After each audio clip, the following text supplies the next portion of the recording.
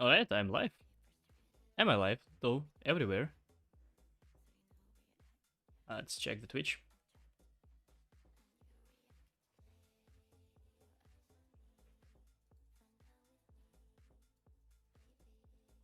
I am live. I am live. Welcome everyone to the day number 26. That's a lot of days. That's a lot of days. And today's stream is a little bit delayed because turns out I also need to do groceries and all of that, you know, like stuff that you need to do, like eat and clean a house and like all of that. And I spent the first half of the day basically doing that. And I hope you can't hear the washing machine here. But anyway, so now I'm here. And today I also gonna do a little bit of different stream if my internet allows me. I tried to fix the internet. I have no idea how to do that though. Like, I spoke to the guys, I tried to reboot it so many times, but the internet doesn't really want to work. I'm gonna go and complain during the week about it. Let's see. So today is gonna be a little bit of a different stream. So today I want to do a little bit of more chilled stream today. I kind of worked for 20 days in a row without break, and I'm gonna continue working without break. But I want to make a little bit break in terms of I want to reflect on what has happened. And turns out on Monday it's gonna be 150 days of me being self-employed and basically not relying on the salary, which is insane. Like 150 days, that went quick. And I want to kind of reflect a little bit on that, what I think went good, what went wrong, and I'm gonna do a post on LinkedIn about that. So that's the plan.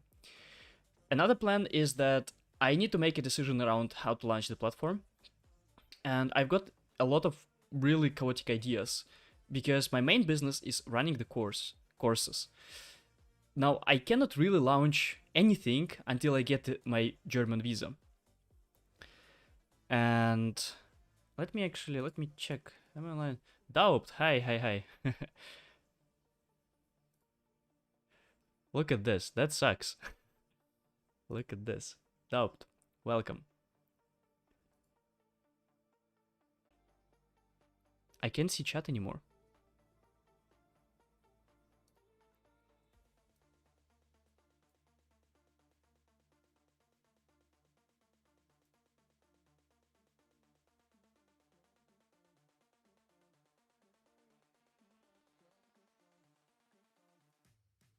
That's interesting. My chat is gone.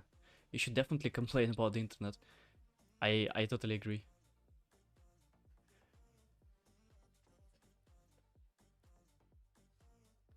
The thing is, you know, that like those are the type of things that you always delay because you need to go to them. You can't just call them. You have to actually physically go there. You have to find your ID and all of that. Now, what I want to do, I can't find stats, but I don't see.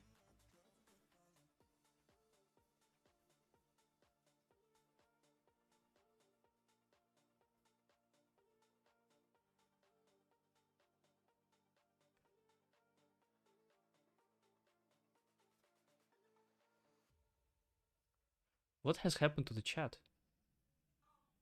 Oh my god, I didn't want to spend time debugging the stream. Let me just move.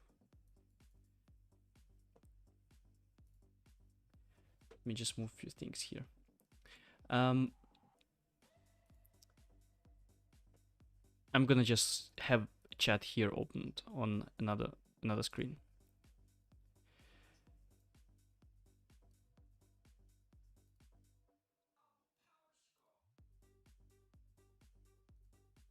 It's good right now. I hope it's good. One thing that I kind of interesting.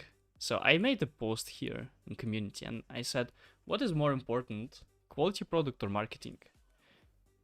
And majority of people said quality product. I don't know. I'm quite shocked by that. I thought you're gonna say marketing. I disagree. I disagree on that. Like, quality product, I don't think it matters as much as marketing. You can, I mean, they're both kind of a balance, right? You without a really good product, you need a lot of marketing to sell it. But without marketing, your quality product is nothing as well. So like you need the balance. But let's imagine you have a shitty product but awesome marketing. You will be able to sell something. If you're just really good at marketing, you will be able to sell something. Now imagine the other way around. If you have awesome product but zero marketing, you won't be able to sell anything. You can have a perfect product, but with shitty marketing, you're screwed. Exactly. I totally agree on that. So I know 10 votes is not really representative, but it's interesting that people voted for quality for quality product. I think it shows something. I think it shows the quite a common misconception. I think product should be just good enough.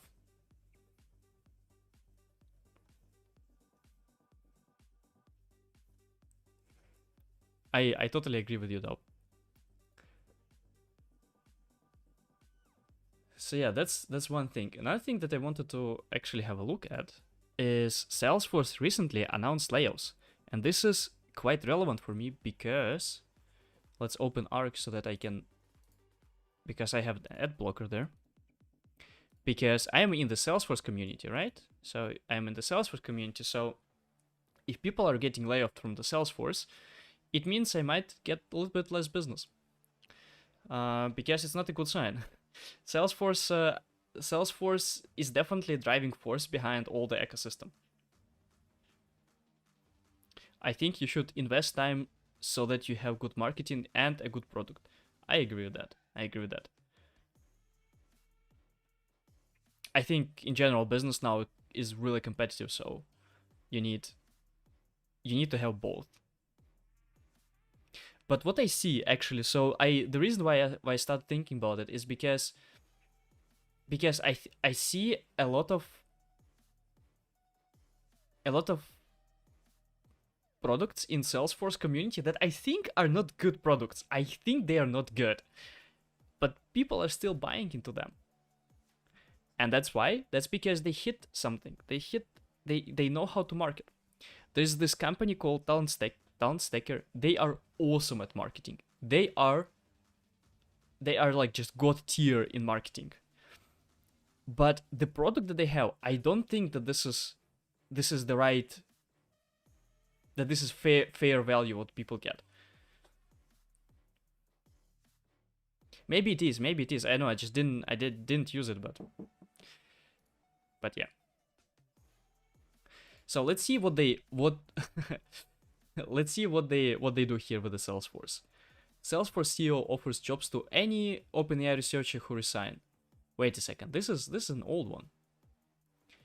Will match the salary of any researcher who resigns from OpenAI, as over 700 employees of the embedded artificial company threatened to quit and followed out the CEO Sam Altman to Microsoft. Okay, this is we know this is all info, right? You still gotta send me the unedited launch video so I can create. Yes, I know. Sorry for that. I'm gonna send you. I'm gonna send you today. I promise. I just it feels awkward for me, like honestly, but I will send it to you. Like, thank you. I appreciate so much the help. Like, I appreciate so much the help.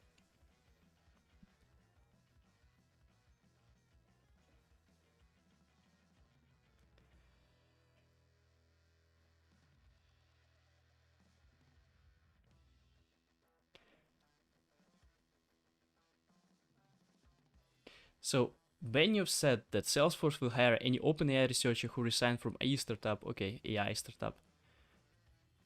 Over 700 employees signed a letter saying they will leave OpenAI unless the company board directors resigns.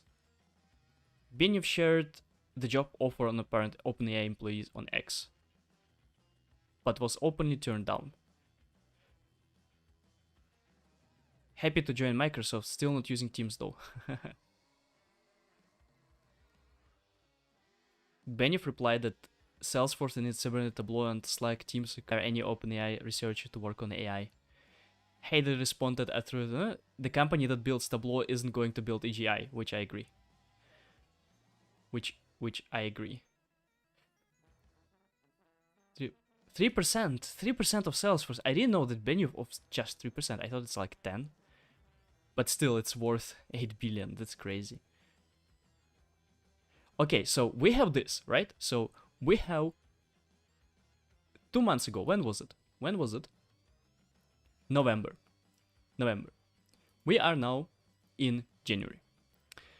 So in November, Benioff offers to 700 employees that leave OpenAI to get hired by the Salesforce to build AI stuff. Now guess what are the news? Salesforce layoffs. Salesforce is to cut jobs with 700 layoffs. What a surprise that the numbers are matching exactly what he offered. Reports say. Well, of course it is not now. They still didn't fire the people, right? So the layoffs still didn't happen. But the thing is that whenever we saw these articles a couple of months ago, like Salesforce went through quite a lot of layoffs. They all used to be true. So the same here. I kind of believe that it's gonna be true. So the cuts will affect around 700 employees, the Wall Street Journal reported. The job cuts, which amount to about 1% of its global workforce, follow a serious workforce reduction last year. So last year they laid off 10% of its total workforce. Now they are about to just lay off just 1%, which is okay, right? So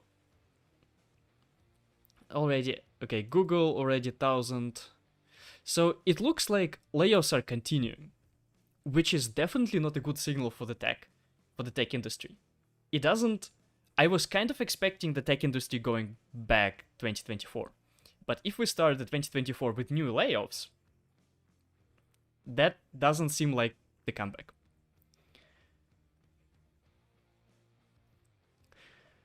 Let's see this. Let's have a look at the layoffs. Layoff tracker, isn't it? Layoffs FI. Let's see.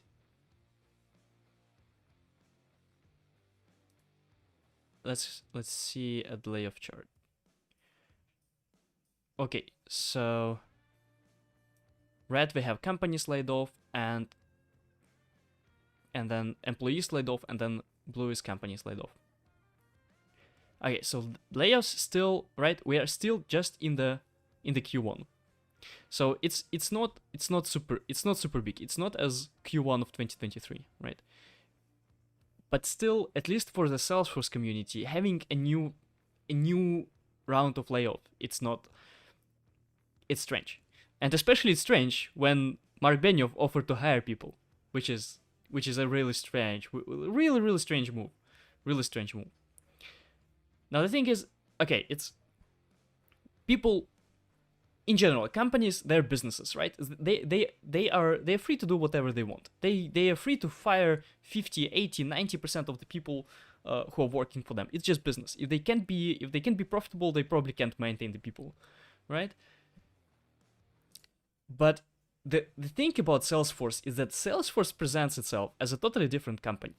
Salesforce, the whole shtick, the whole foundation behind Salesforce is that it's Salesforce so-called Ohana.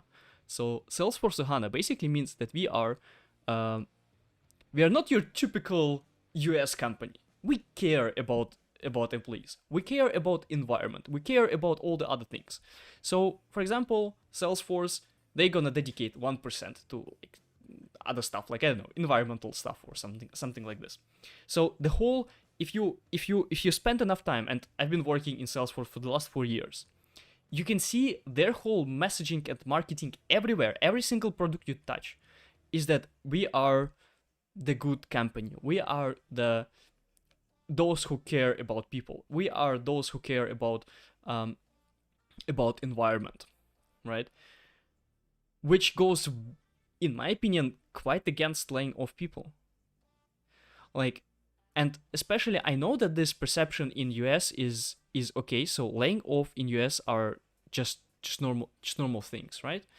But here in Europe, we are not used that much to layoffs. Like we don't see layoffs. First, it's really hard in Germany to fire someone. As soon if you're working, let's say 1 year at the company, they cannot just fire you. They can't just go and say, hey, you're fired today. No, you need to. If they want to fire you, they have to say you 3 months in advance. So they can't just hire you on spot. So if you're gonna get fired, you're only gonna get fired in 3 months. And in general, it's not a thing here in Europe to get fired. Like in my whole 4 years, I don't know any single person who was fired after the past probation period. I don't know. I know that it's probably not the relevant statistics. I know it's not statistic over the whole industry, but in general, it's not such a big thing, layoffs here in Europe. So whenever someone here in Europe makes big layoffs, it doesn't seem as super good. And seeing those things in US, how people just getting like layoffs like this, especially by the Salesforce, especially by the company who pledges 1% of their income into the environment and all that. What about if you don't pledge this 1%? What about if you just don't fire people? How about this? And again, they are free to do what they want. They're free to do what they want because it's a business. Their main incentive is to be and to stay profitable and to bring profits for the stakeholders, right? But still, it is kind of a bit hypocritic from them, especially from Mark. I don't know what he was thinking when he was offering the jobs for the OpenAI employees, because he kind of suspected that he might need to be laid off in a couple of months. People, I don't know.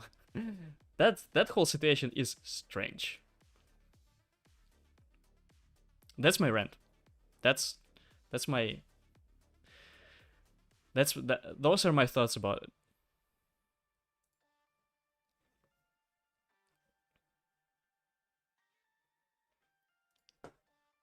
Funny enough, I can't see chat.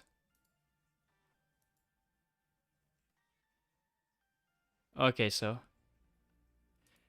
Roberto says there's no point in having a good product with bad marketing. I agree. I totally agree with that. I think you can't. Doubt. What do you mean you can't?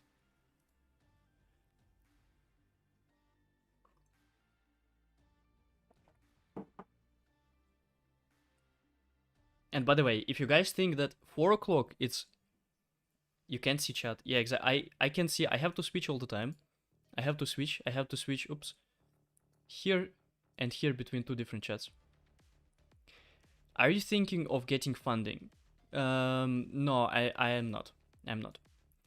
Why would I getting funding? Like, doubt. You just tested if I can actually see the chat. So yeah, if I read the chat, I can see that. So funding is definitely, if you're building a startup, maybe you can get funding. But first, I wouldn't even know where to get it.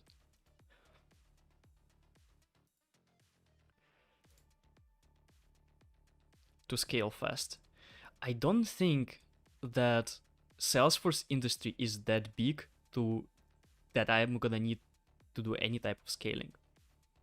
I am much more afraid that I won't be able, that the market is not big enough for me.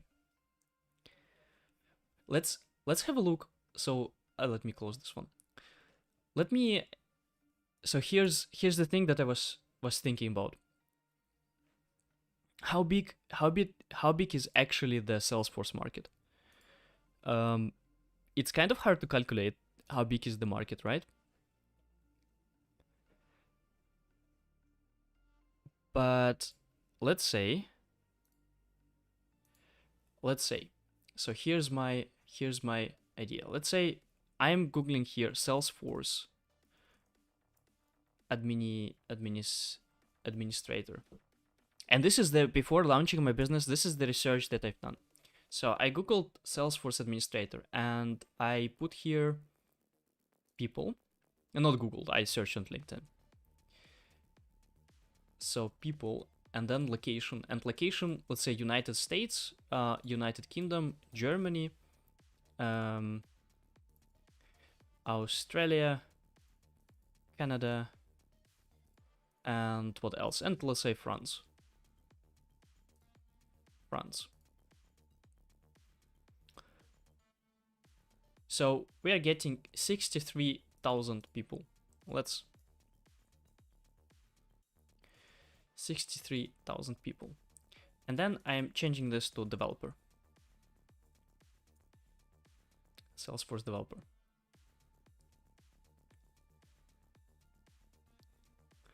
And I get 60,000. So 60,000. And probably we can also go and search for consultant. Consultant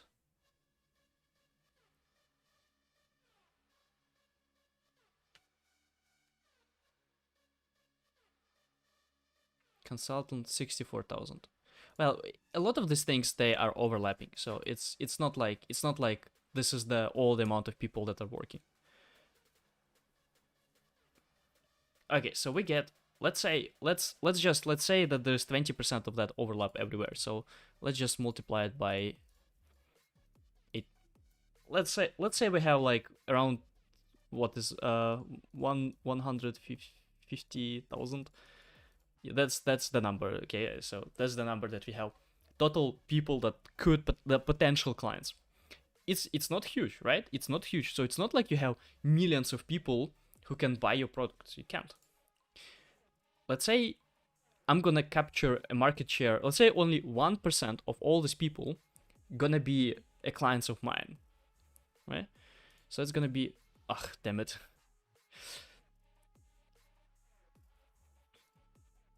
14,960 multiplied by 0.01. That many clients, 1,500 clients. If the lifetime value of every single person is 500, we get not a 1 million business, but approaching 1 million revenue, which is good enough for me. So I would say that Salesforce market is not huge. You wouldn't need any founding to scale to 1,000 clients, or 1,500 clients. You don't need a huge scale.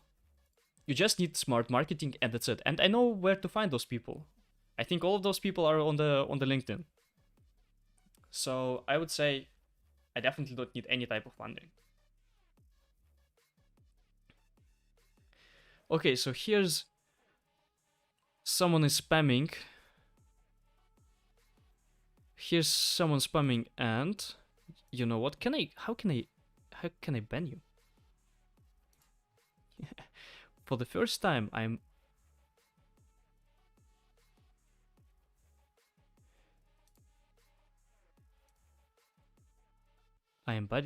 banning someone for 24 hours. Nice. Nice. I feel a lot of power. Azamat, what's up? Welcome. No, you're on the right track. The main advice for startups is to start with small market and dominate it. Yeah, exactly. I wouldn't, well, quite frankly, if I ever make this type of revenue, I don't care about other markets. Like, I will be set up for my whole life. Like, with the amount of money that I currently spend, if I have, let's say, 100k on my account, I can live for that money 10 years.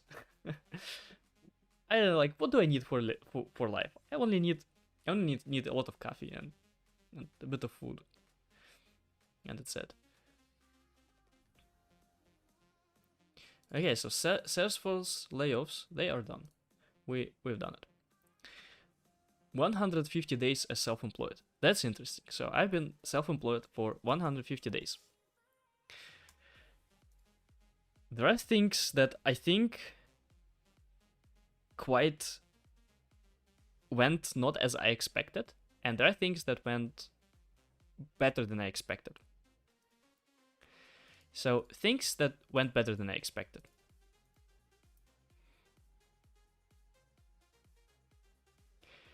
I really like your mindset. You know what you want, not like those Lamborghini guys, lol. I am definitely not one of the Lamborghini guys. That's sure. That's for sure. Okay, so things that went quite good. First, I started YouTube channel, which I have never expected how many people are actually gonna watch me. This thing went way above my expectations. So thank you guys for that. YouTube channel, I would say Twitch. I see a super huge potential on Twitch. So I don't have, and the thing is, I don't have any plan for YouTube or Twitch. Like I don't plan any business or something. I kind of like to hang out here, and I like to have a community with people that I can chat with. It feels good. Then what went good?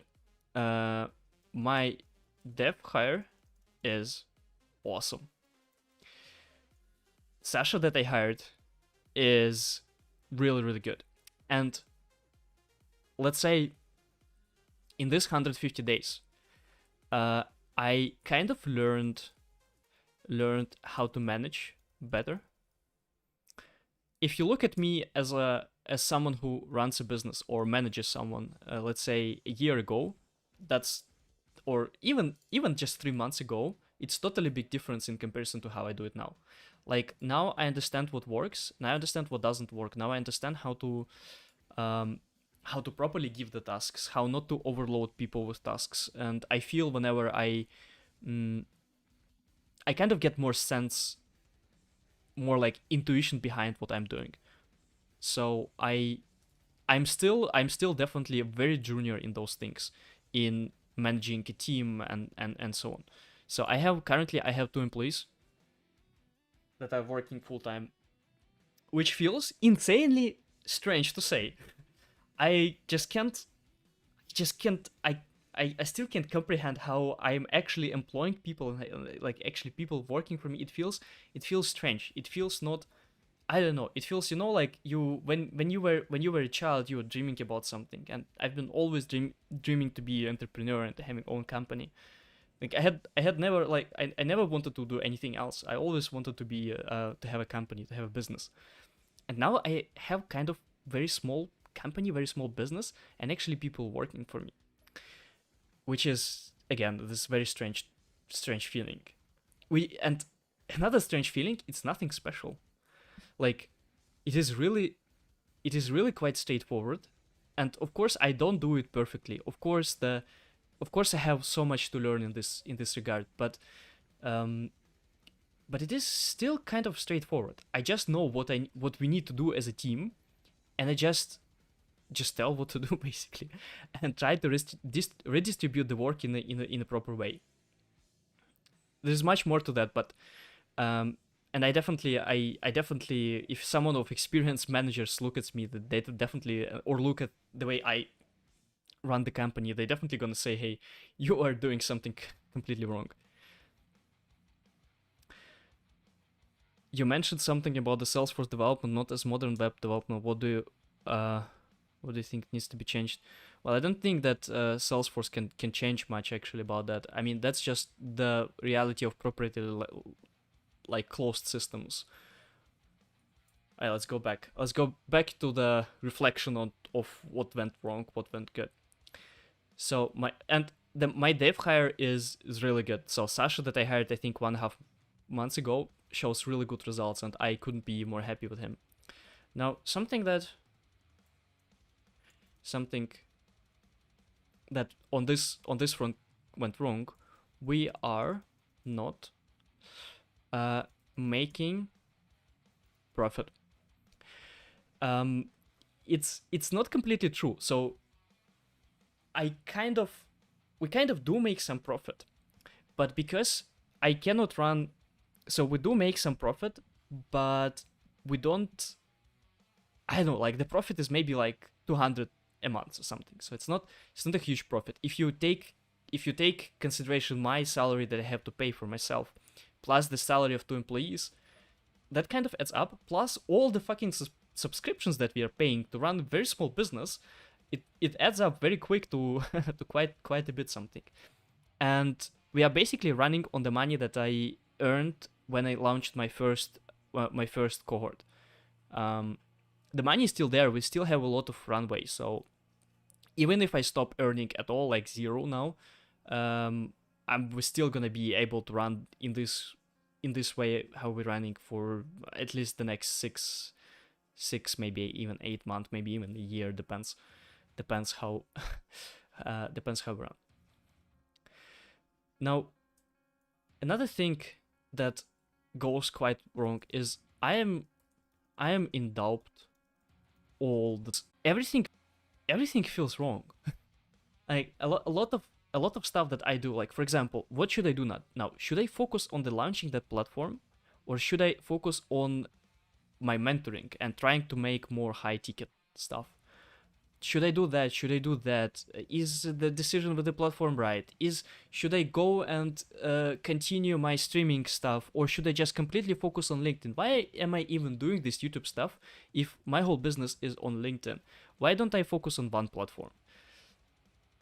This type of things. And then when I focus on one platform, I had my period when I was focusing completely only on LinkedIn. And this is a funny story. I was for the first year of this entrepreneurial stuff, I was basically focusing only on LinkedIn. And at some evening, I remember this very clearly. It was Thursday. So on Thursday, as always, I upload my post, and I expect to get like a few likes, a few impressions, a few comments, reposts, and so on. So I just upload my usual post as always, and I get 5 impressions, which is totally wild. For me, because even if just, I don't know, 1% of my subscribers see it, I'm gonna get like 200, 300 impressions, a couple of likes. Like that was totally impossible for me to get this number unless something went wrong. And turns out that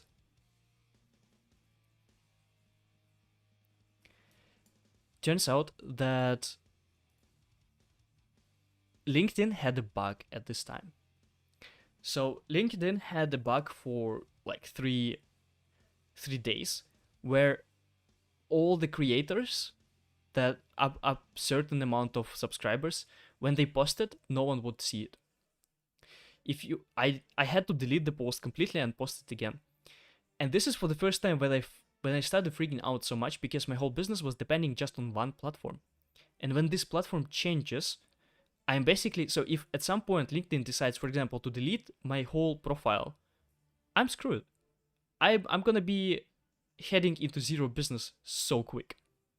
So there's definitely a downside of having like being on just one platform. So that thing happened, and I decided to kind of branch out into different platforms.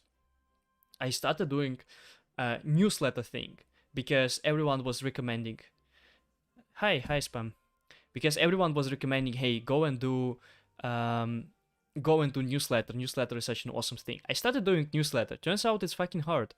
Then I started doing SEO, turns out it's hard. Then I started doing what did I start doing? I don't know, LinkedIn newsletter. I started doing a lot of different stuff, and I kind of found myself in spending little time on LinkedIn and putting all the time in all these platforms that I was not really successful in. And I was like, what the hell are you doing? Like, go back to your main LinkedIn stuff. So I went back to my LinkedIn stuff. And this is also and I completely abandoned my my newsletter. So this is, again, those type of like, oh, I'm gonna do this, oh, I'm gonna do this, oh, I'm gonna do this. Like, this is something that's been with me all the time, and I haven't learned how to manage it. I'm always doubting whatever decision I make. I always doubt. You look like Panda. What the hell? What the hell? So, yeah, that's something that is with me all the time, and the same goes for this platform that I'm building. I'm kind of like, do I wanna launch this as a separate platform, or do I wanna first launch it as a part of my course? That's the question. Um, and I think what went really good, LinkedIn posts. I am super happy how my LinkedIn posts are doing. They couldn't do more. Like that's like I'm super happy with that. I even did a few content pieces for the Salesforce ban, which for me is my hero. So I'm super happy about that. I would add here, we're not making much profit. We're not making much profit. And whenever I don't make much profit, I kind of remind myself, hey, you are just maybe 1 year into entrepreneurship. Like, don't expect, if you're 1 year developer, you're still junior. The same goes for entrepreneurship. You're still junior, and I'm still junior in entrepreneurship. So in business, I'm still junior. So I have to stick to it, and I have to learn for the next 2, 3, 5 years, and then I can expect much better results. That's the thing.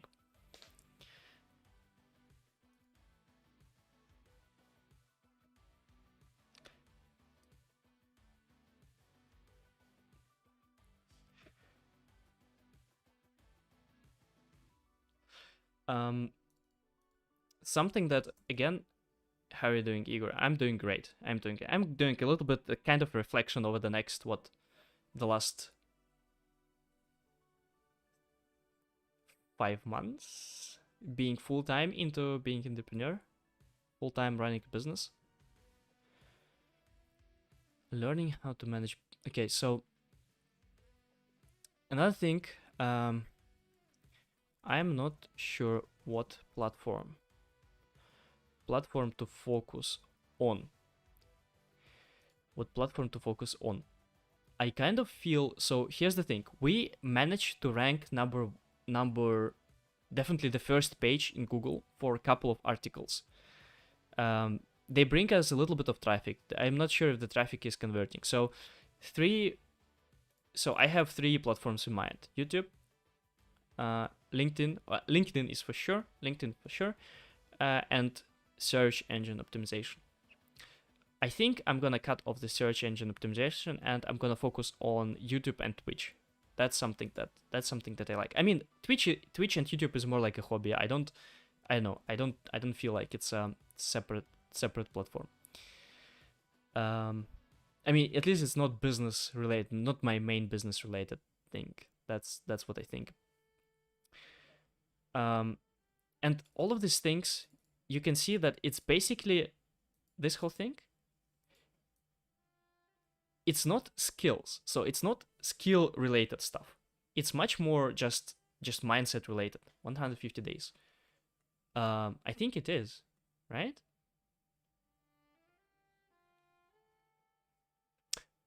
Okay, 150 days as full time. I'm gonna call it self-employed. I wouldn't call it like time running business. Running business.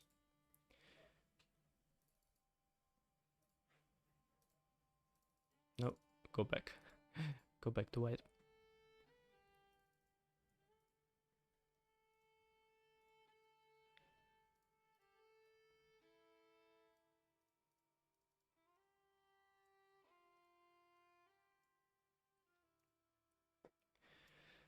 That's everything that, well, 5 months. Yeah, it's crazy to think that it's 5 months already. Like, yeah, I mean 3 months. 3 months. I started at the September 1st. So, and it's been even more since I had the idea. So I've been running before that I've been running it as a basically parallel to my being developer, to my just day job.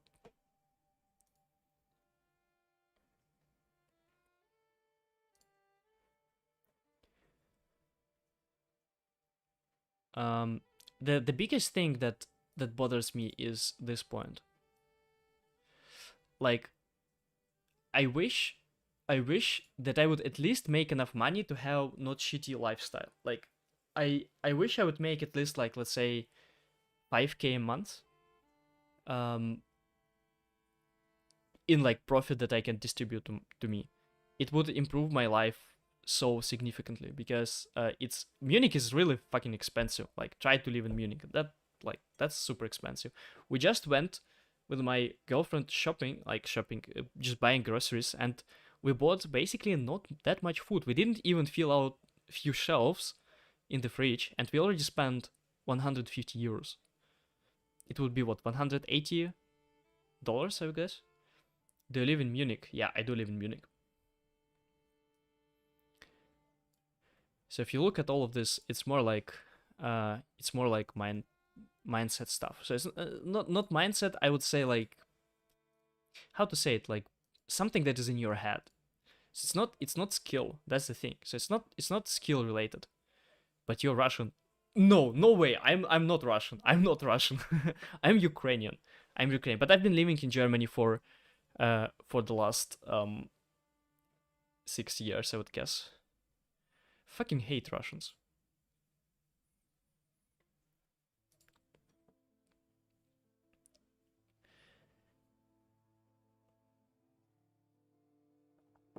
Героям слава. My family is still in Ukraine, and I have a 15 years old sister.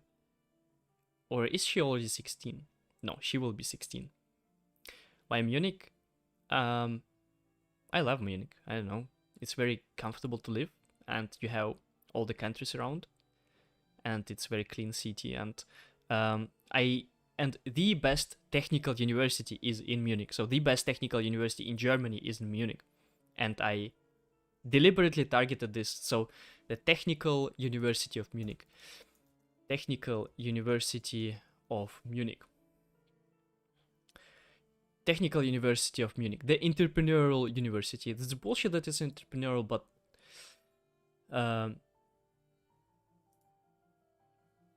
one of the hardest institute in Germany to get into. And I chose Munich because of this technical university. It's known for being the most difficult and the best for computer science, and I wanted the challenge. So it was not enough for me to go just from Ukraine to Germany and say, hey, I just went to Germany. I wanted to get into the best university in Germany that I can, into the most difficult university, and finish it. And I did it. I finished it, and I'm quite proud of it. That's why I am in Munich, and I'm still kind of in Munich, and I like the city. I probably like, yeah, I mean, this is a really good city.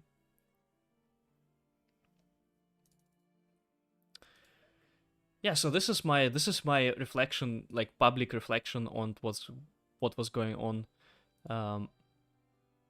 with 5 months basically being full time. Something that I really also failed is actually, where's my failed part? So I failed on combining business and life/sport.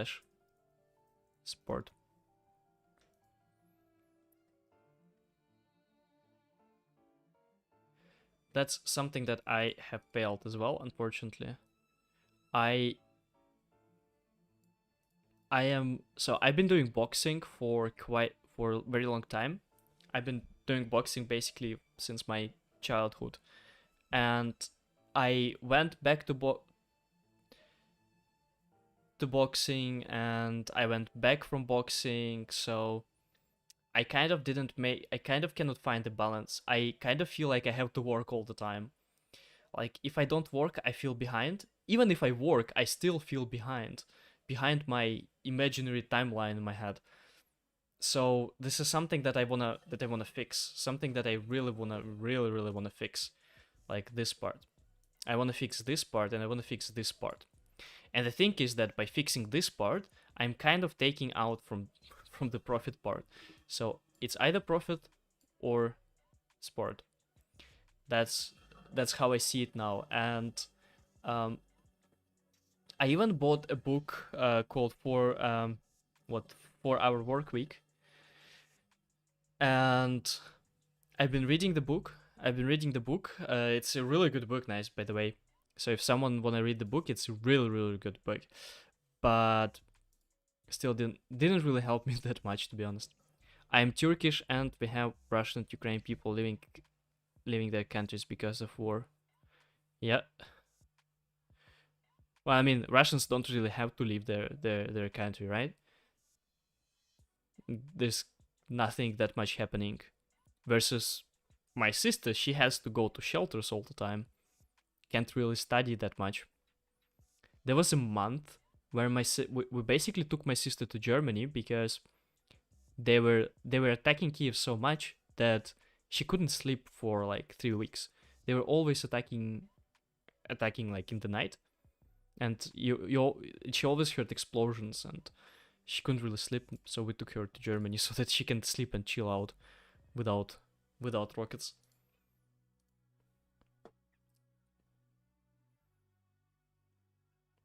They're running away because government taking them as soldiers. Yeah.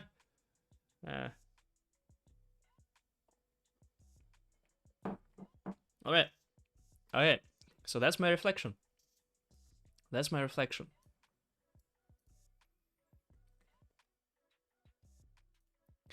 Now, I would say that Salesforce layoffs done, 150 days done.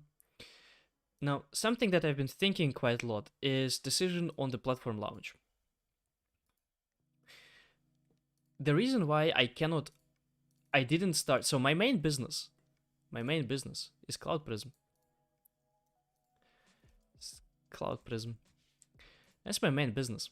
This is what I've been doing for quite a time, and I got much better in this than I'm at, for example, creating platforms. And Cloud Prism, so far I've done one launch, and I haven't done the second launch, even though I have a waitlist. I would say, how many people do we have? We have like around 200 people there. Waitlist of 200 people. And I have my newsletter with 500 people, and I have people, and I have like a course, let's say, how to say it, people who took the course, people from course. I think I have around 300.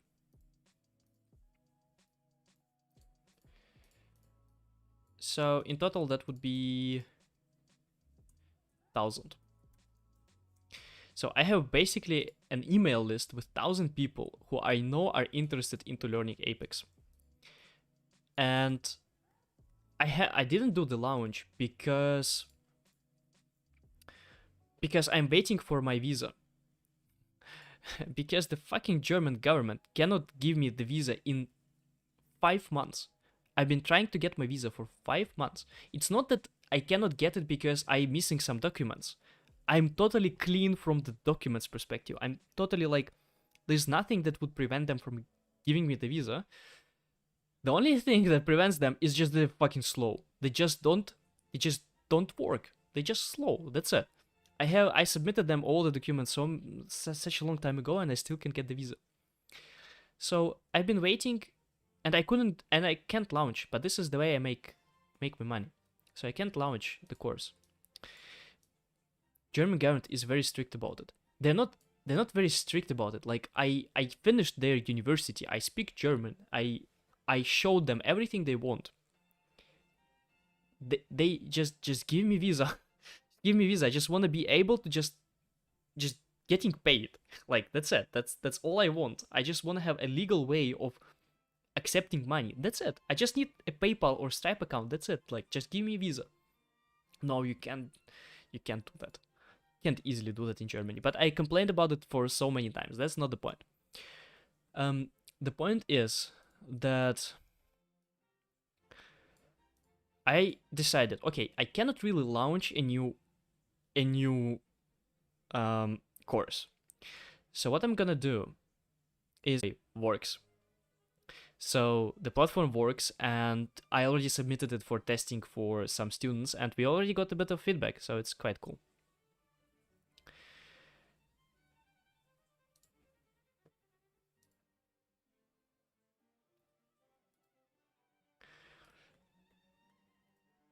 So here's the thing. I discovered Gumroad. And turns out I don't need to set up PayPal or Stripe in order to get paid. So I can just go to the Gumroad, and I already made here some testing revenue. I can just go to Gumroad and I can start accepting money. So I don't really need to build the whole platform in order to launch the course. I just cannot distribute the money. So the thing is, I'm not gonna get paid, right? I don't want to break the German law. I'm not gonna take the money, right? I'm not gonna getting paid by the Gumroad. But I can already collect the money to the Gumroad, and Gumroad gonna keep the money. Gumroad gonna keep the money until I get my visa and until I can be paid. And once I get the visa,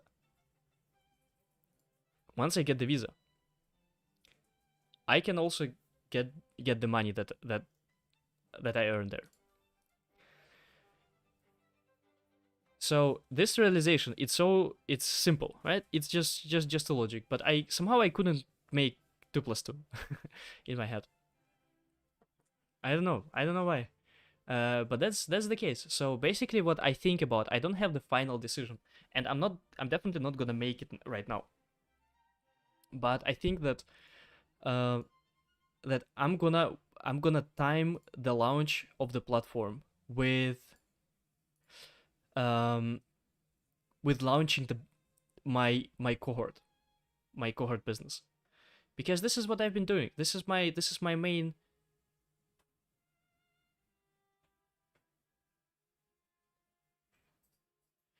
This is my main business. So instead of launching this Learn Apex, I'm gonna focus on this one.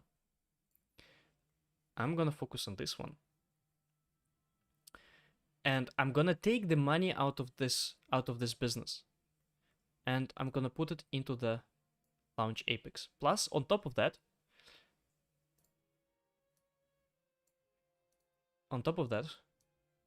I'm gonna be using this platform that I built.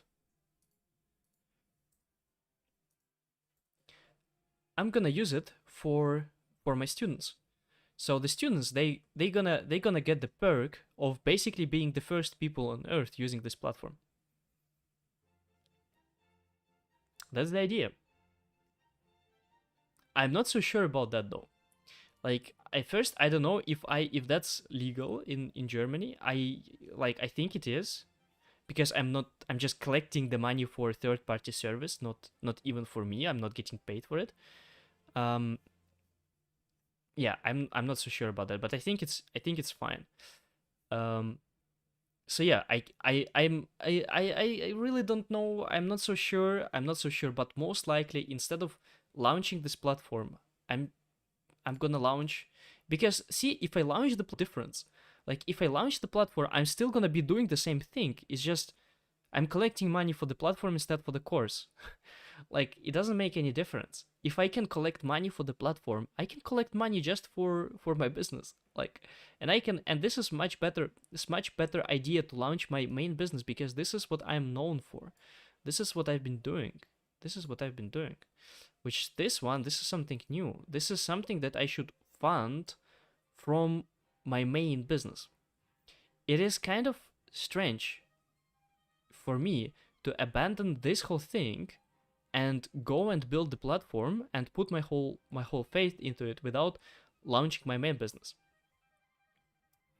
So I think that I'm gonna restructure a bit my plans for the next month. And for the next month, instead of focusing on the learning platform, on the Learn Apex platform, I'm gonna focus on actually launching the cohort business.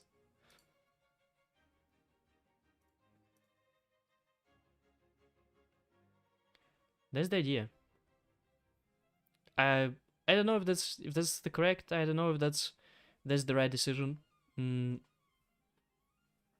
But that's what I've been thinking about. So basically, my plan, if I want to do that, my plan would be following. First, finish all topics for the course. Or let's say not finish. Let's say put all topics from the course into the platform. Into the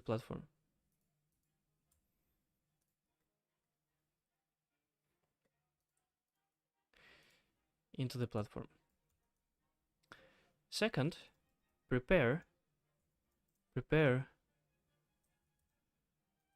marketing for the course launch. And third, get back to my mentor to check the launch.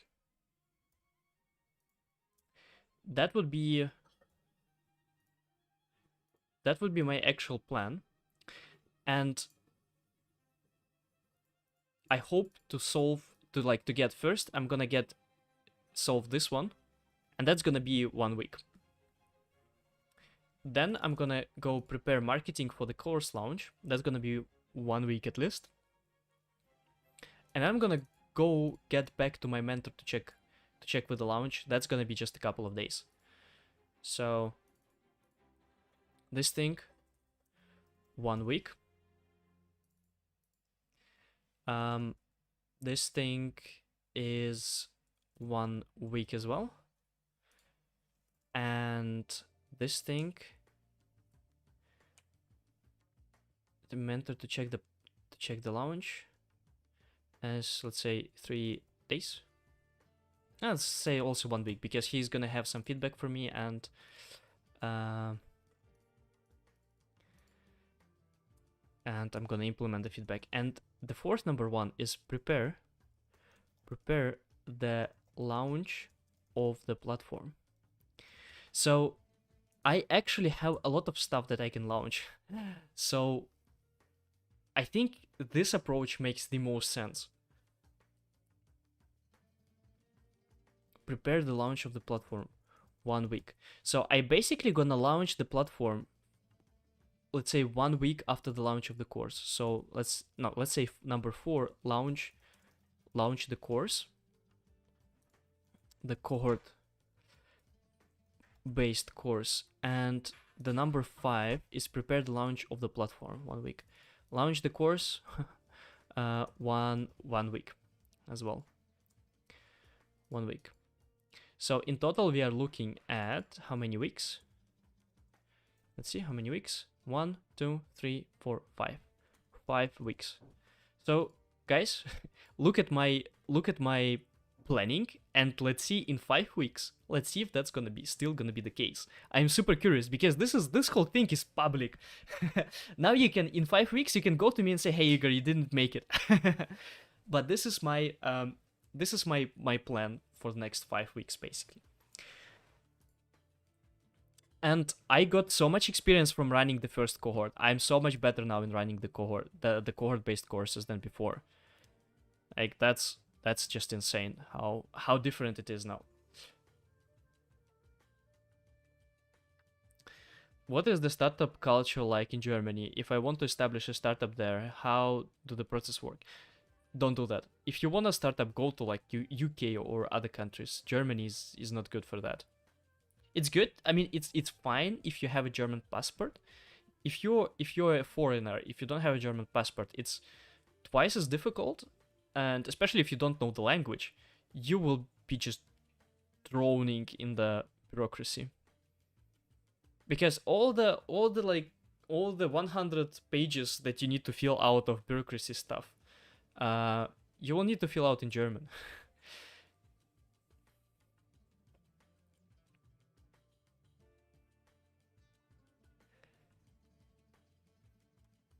And on top of that, it's not very tax friendly.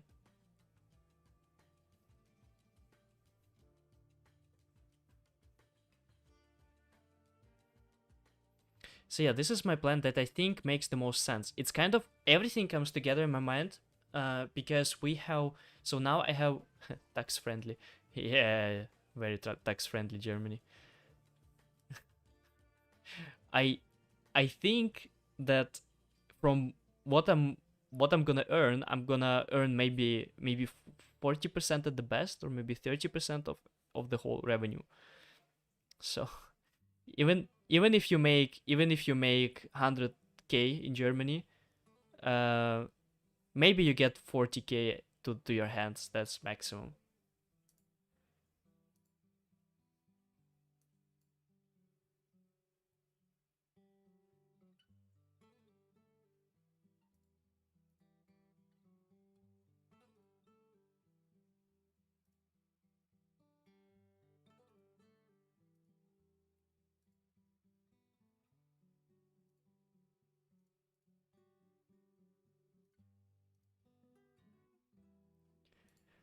Yeah, so that's the plan. I think it's a good plan.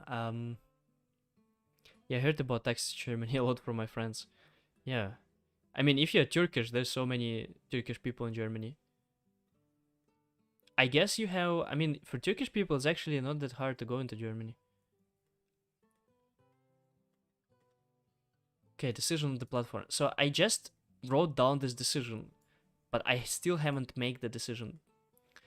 If I'm gonna do for, if I'm gonna go for the course launch, I still haven't made the decision. But I feel like that would be the right decision.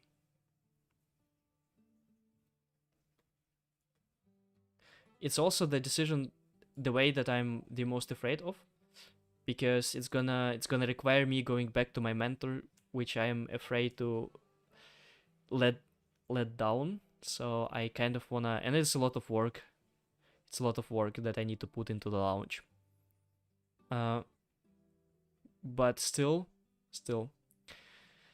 yeah. So first, I'm gonna need to basically work on finishing the whole platform, and so far we have. Let me disconnect the org.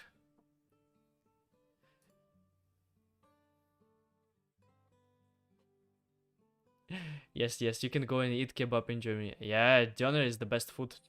Döner is the best food. There's a whole on Reddit. There's a whole community called Döner. They share Döners all everywhere.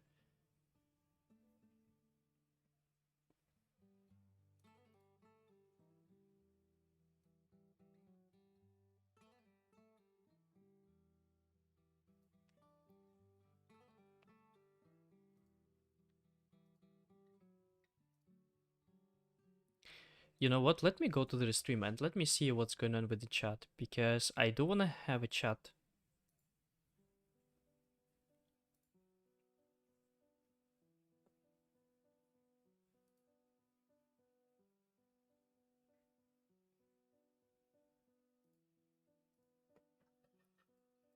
Restream display chat OBS.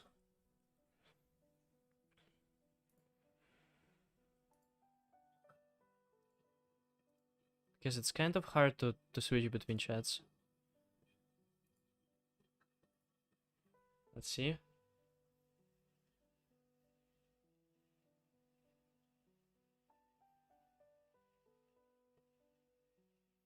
Hmm.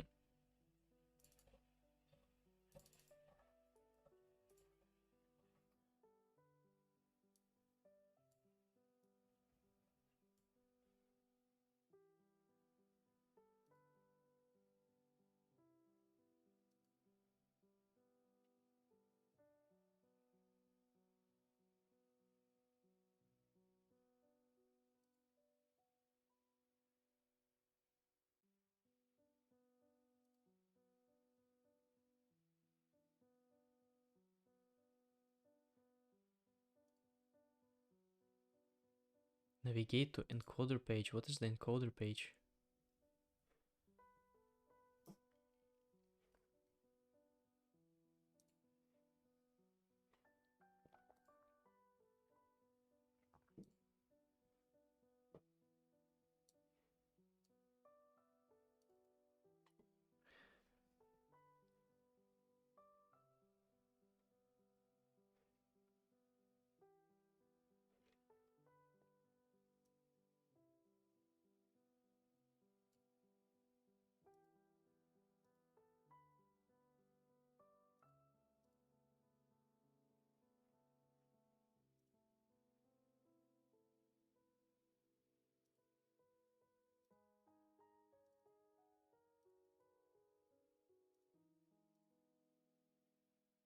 That's strange. Still can see the chat, right?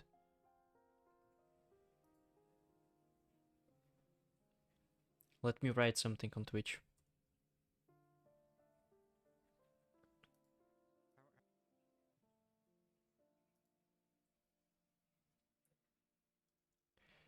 Chat check. Yeah, I still can see the chat. That's strange. Anyway.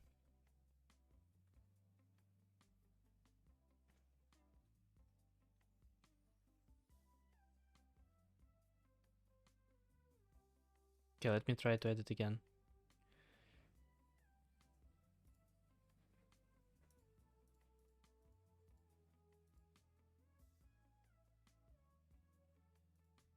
Okay, whatever. I'm gonna fix it later then.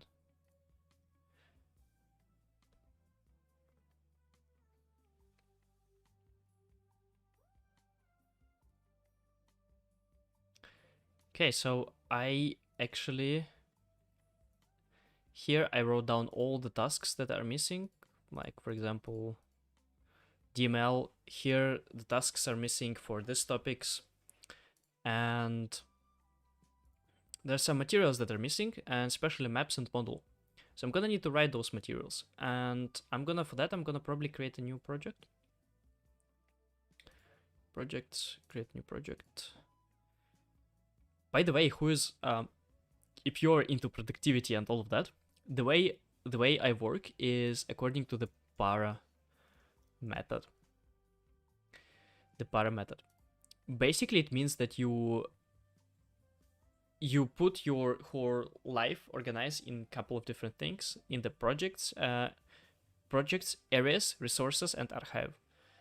And something that is ongoing would be a project. For example, right? Then let me just a second. Let me open the YouTube actually and Twitch so that I can see what you're writing me.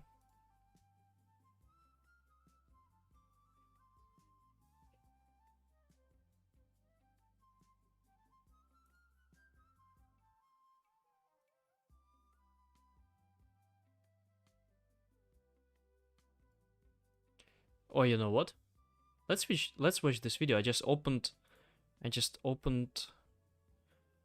YouTube and this video was recommended to me. Let's watch it.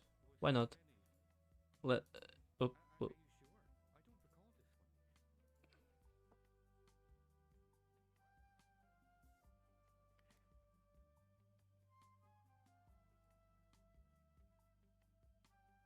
Yeah, let's watch the video. Let's have some more fun.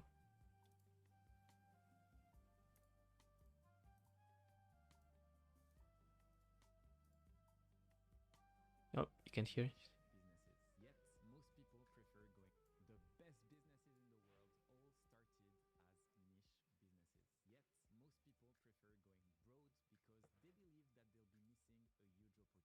In this video, I will go through 3 different topics. First one being why you must start a niche business and what are the 5 most common myths about niches. Second will be what framework you can use to pick the right niche. And third, how do you find what I call your magnet persona to skyrocket your business growth. Let's start with the common myths. Myth number 1, focusing on a niche means you can't appeal to a broader market later. Let's take Facebook as an example. It started exclusively as a social network for Harvard students, then expanded to other universities like Stanford, and eventually opened up to the general public. Today, it's one of the largest social networks globally, serving billions of users across diverse...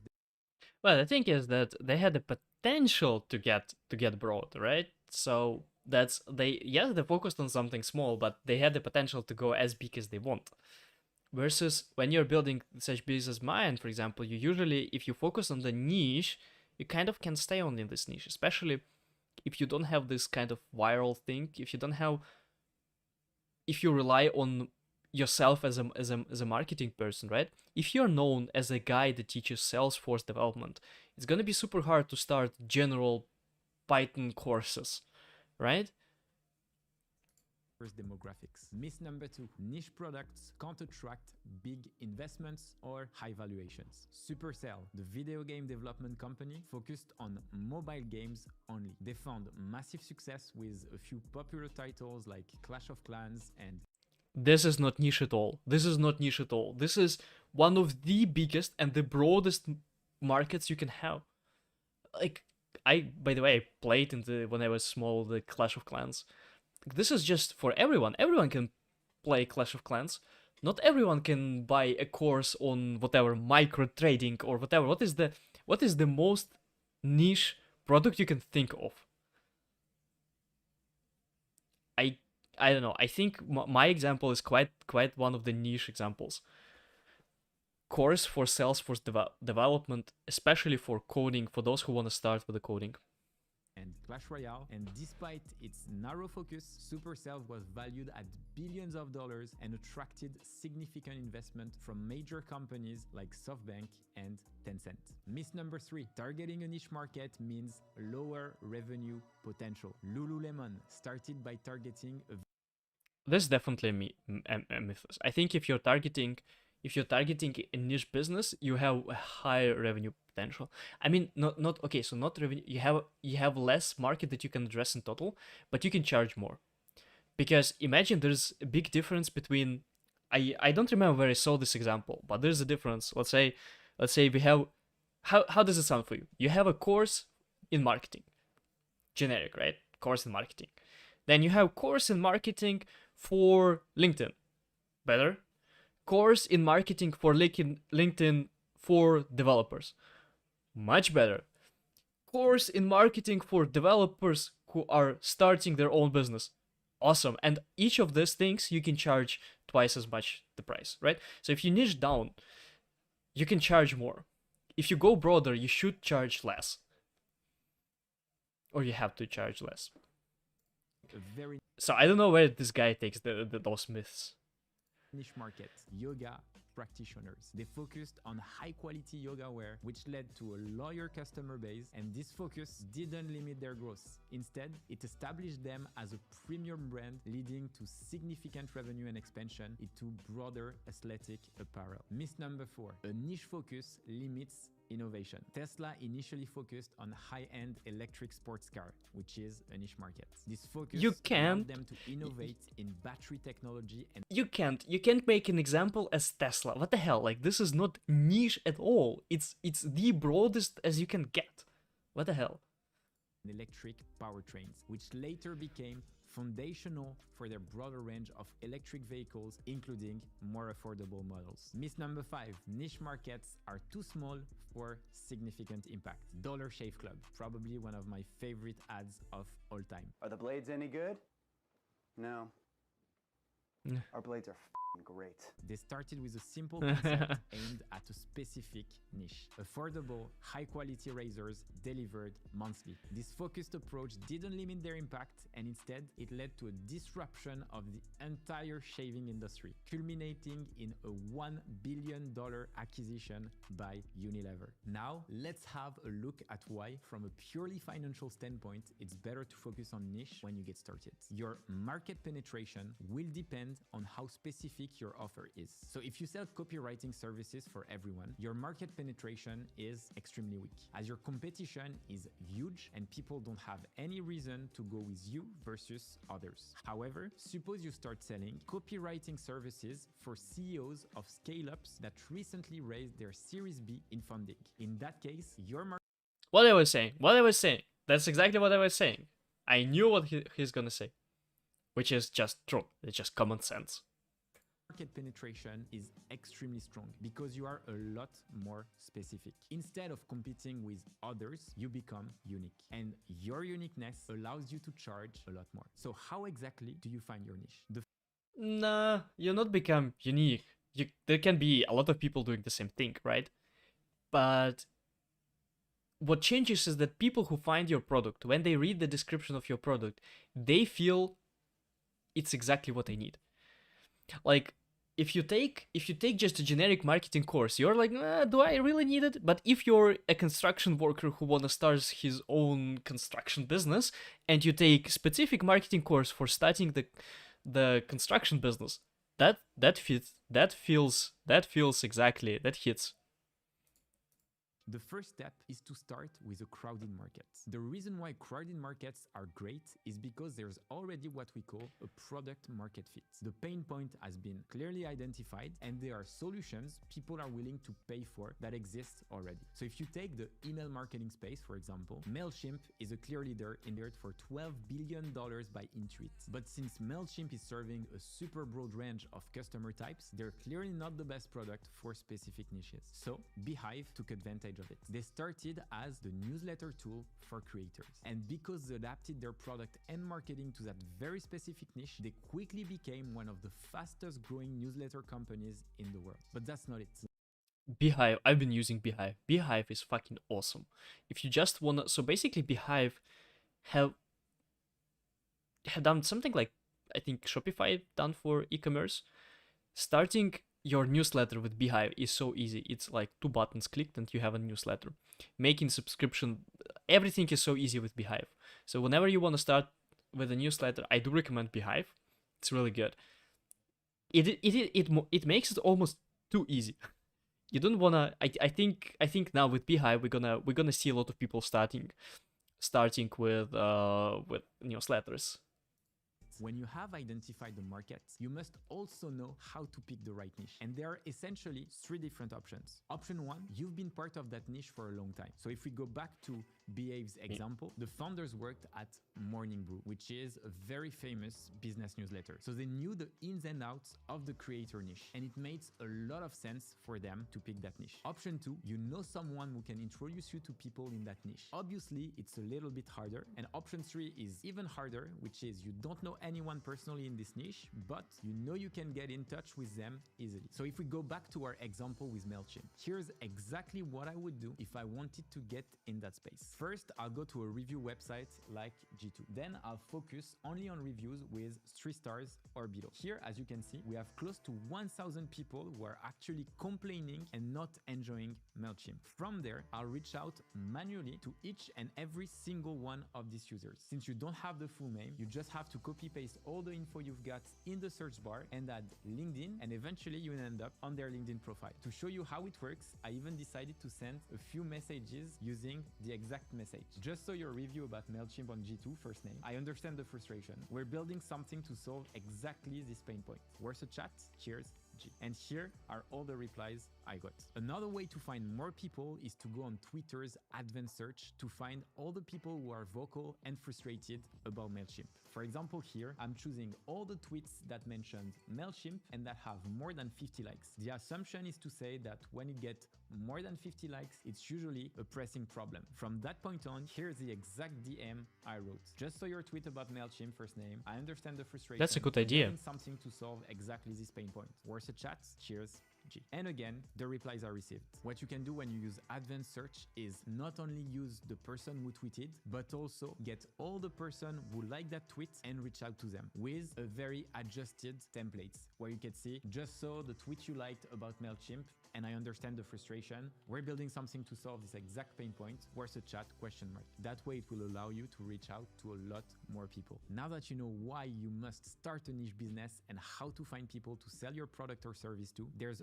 one pitfall you need to be careful of. When you start niche, always remember 2 things. Number 1, always pick a profitable market. I talked about this in the video about finding great ideas. So make sure to check it out if you haven't already. And number 2, only focus on qualified clients. If you're good at sales, you'll be able to close both qualified and unqualified clients.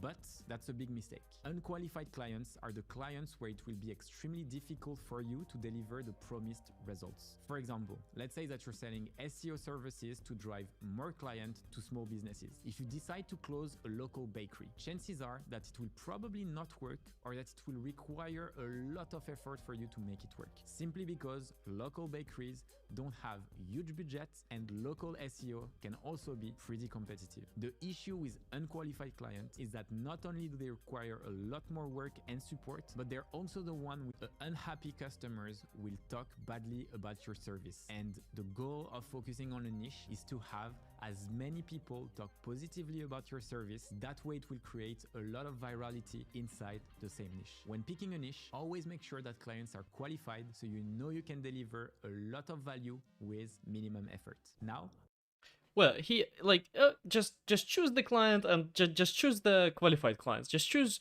good clients. How? Like it's difficult. It took me so much time to actually realize what are the clients that I actually want to have and what are the people who I don't want to have. And I even had to, like, one time I had a few times, okay, so a few times I had to say no to some students of mine. They wanted to take a mentoring and they had to say no, and I had to say no. Even I have wild story. So I have a wild story. One time I took a client, a student, and I kind of suspected from the first beginning that he is not really qualified. And I have made a huge price downgrade for him. And then he started asking for more price downgrade. And I went as low as just 200 a month, which is completely nonsense for me to charge for one-to-one mentoring. And at some point when I realized my mistake, I just fired him. I basically said that, hey, we're not doing it anymore for that price. And since that, I'm only charging the right price. It was so painful to say it. It was so painful to go on the meeting and say no to one of my students. I never want to repeat it again. Probably gonna happen, but I never want to repeat it again. Yeah, but it's so hard to know what are the people who are qualifying or not. And all the people that I thought will crush it didn't crush it, and all the people where I didn't think that they're gonna crush it, they crushed it. And maybe that's just my lack of experience speaking, but I still don't know how to say that this person's gonna make it, that this person's gonna not make it. Because for me, those people who are, so what is qualified person for me? The person that's gonna put the hours in. That's the people that I want to work with. I want to work with people who are crushing it in learning how to code. I don't care what is their knowledge right now. I don't care what is their how much of programming they know right now. I just care about that they put in the hours over the long period of time. Or they are just very smart and can pick up a lot of knowledge quick. I have one of the students who he just can pick up everything super quick. So those two types of people. So I need to kind of predict who of them gonna be good or not. So he makes it sound so easy. Hey, just pick the right customer.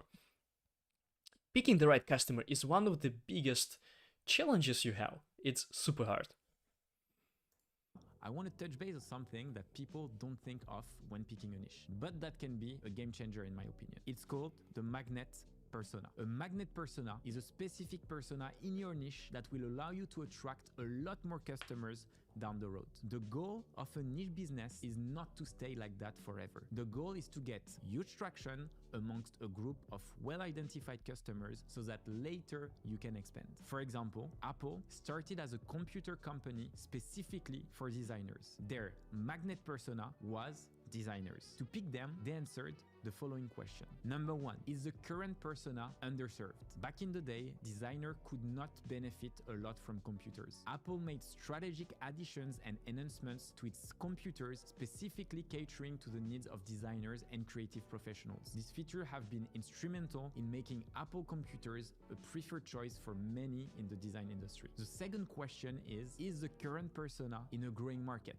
With the rise of the number of personal computers and the internet, Apple knew that there's going to be more and more designers using personal computers. So essentially, they knew that their market would keep growing over time. And finally, which in my opinion is the most important question, is the current persona considered cool by other people who are not part of that persona group? Designers are like artists. They've always been fascinating and inspiring people. People want to look and feel more creative. So if you associate your brand with designers, then you'll associate how people feel when they use your brand. Today, Apple is used by hundreds of millions of people around the world, and it's been scientifically proven that using Apple products makes you feel more creative. And that's why You call that a magnet persona, because it will attract a lot more people down the line, allowing them to go from a niche business to a global one. You will be able to find all the important parts of this video, including unique checklists and resources, in the description of the video. Every week, I'll publish new videos on how to build and grow a B2B business that generates millions of dollars without any BS, and giving you practical templates that you can steal. See you on the other side. Peace, love, and profit. This is a really nice video. I liked it so much. Hey Igor, how are you doing today, man? I'm doing great.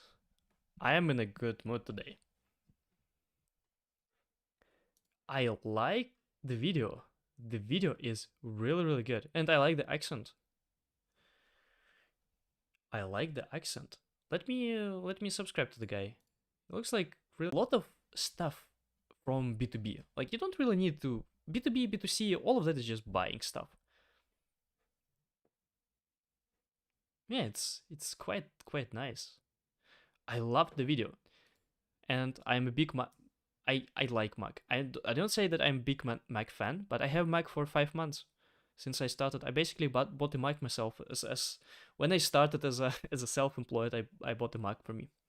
Now let me put the curtains up, because there used to be a sun, so I used to hide it. Now I'm gonna put it out, and I'm gonna get a bit of coffee. So just 1 minute break. But I'm still here, so I'm still here.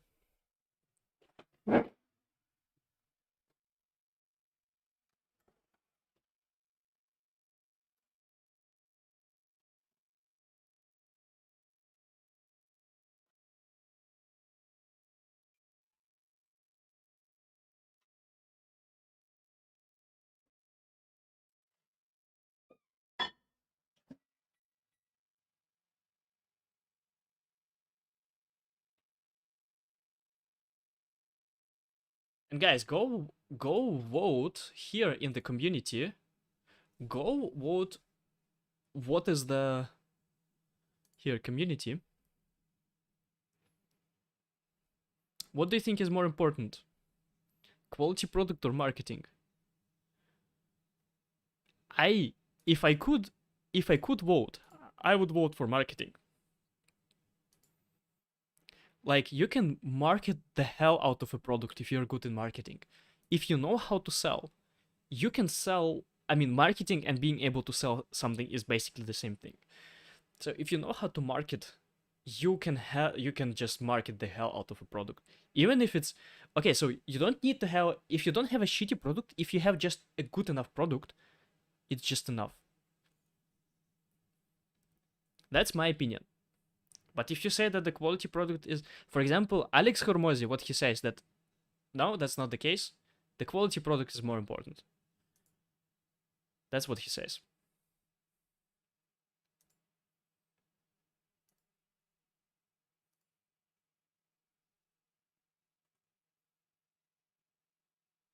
I don't even remember what I wanted to do. Yeah, well, I wanted to actually do some meaningful work, not just blah blah blah. Let me get my coffee.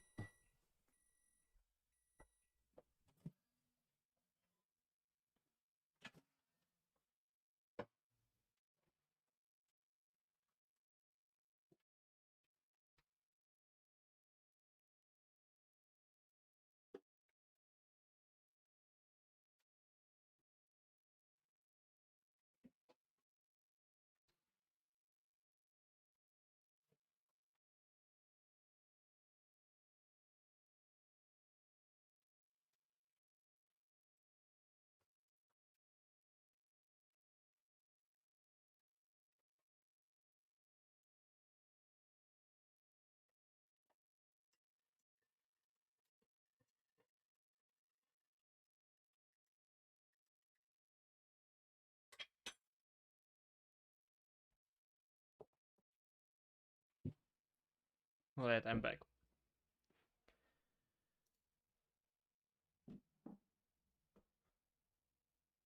Okay.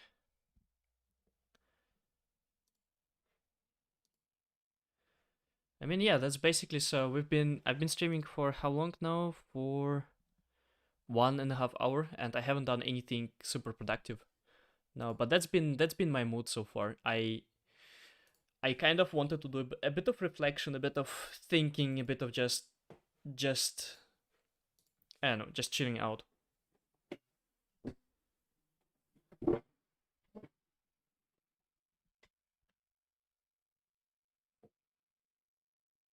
But now it's time to do some meaningful work, which means that I'm gonna go to the epidemic sound and I'm gonna put on some music.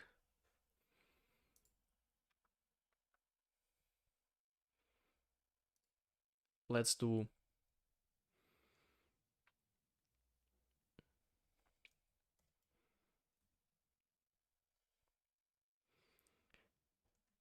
piano.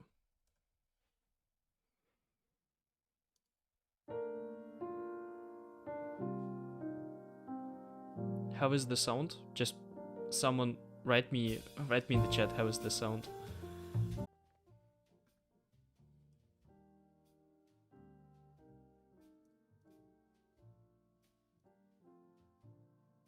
Seems to be good. Let's see, just let me know if something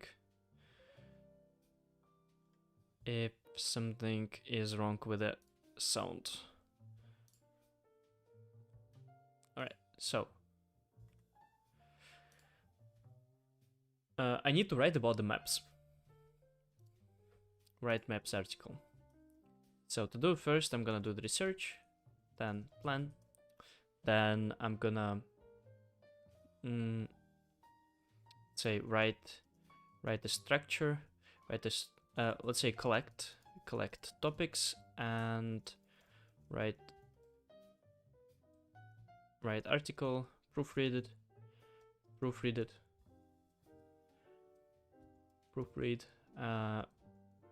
publish, create tasks goes before publish. That's the plan.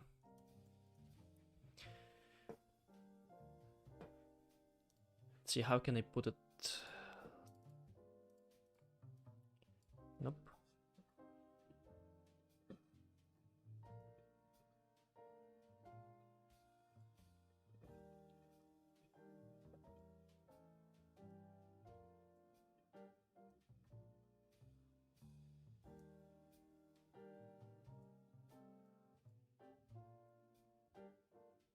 Okay, I think it's good. This one. Nope.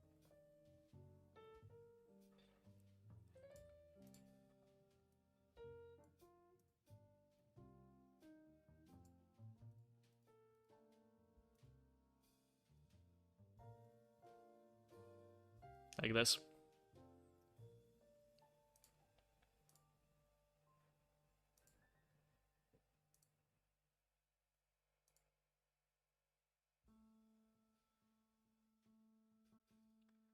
Alright, so maps in Apex. Let's see how people first describe the maps. Maps in Apex.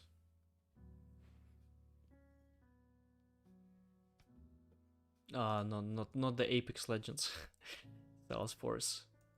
I wish. By the way, what is Apex Legends? Is it a game? Apex Legends. I think it's a game. I always get those type of results. Okay, let's not spend time on it. It's free to play, battle royale. Okay, battle royale. Okay. Apex Legends. It looks like Overwatch. I'm not a big player in all of these things. I love doing stuff, not playing games. Okay, let's collect articles and let's see if there are some good that I like, and then we can also collect videos.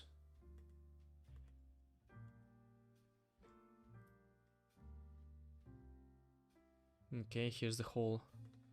Okay, let's start researching.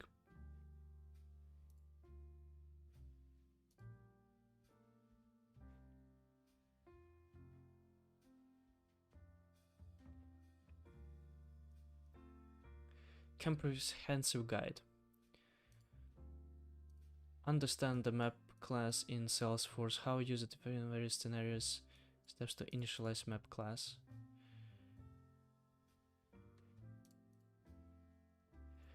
Let's do it like this. Plan. So first I'm gonna just smash here all the topics that we need. How to create a map, and probably before that, what is a map in general. What is a map? How to create a map? Where are maps used? Common map methods. That's definitely something that we're gonna need. Common maps methods.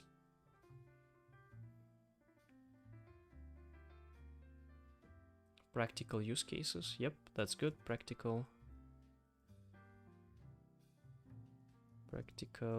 use cases.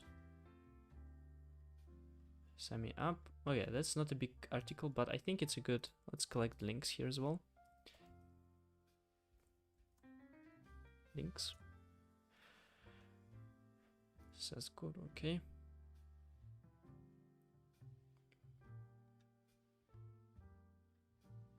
Oh, that's a good one. I like this explanation. It's a good one.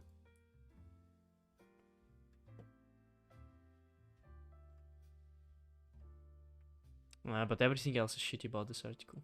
Not gonna take it. What is map in Apex? Blah blah blah.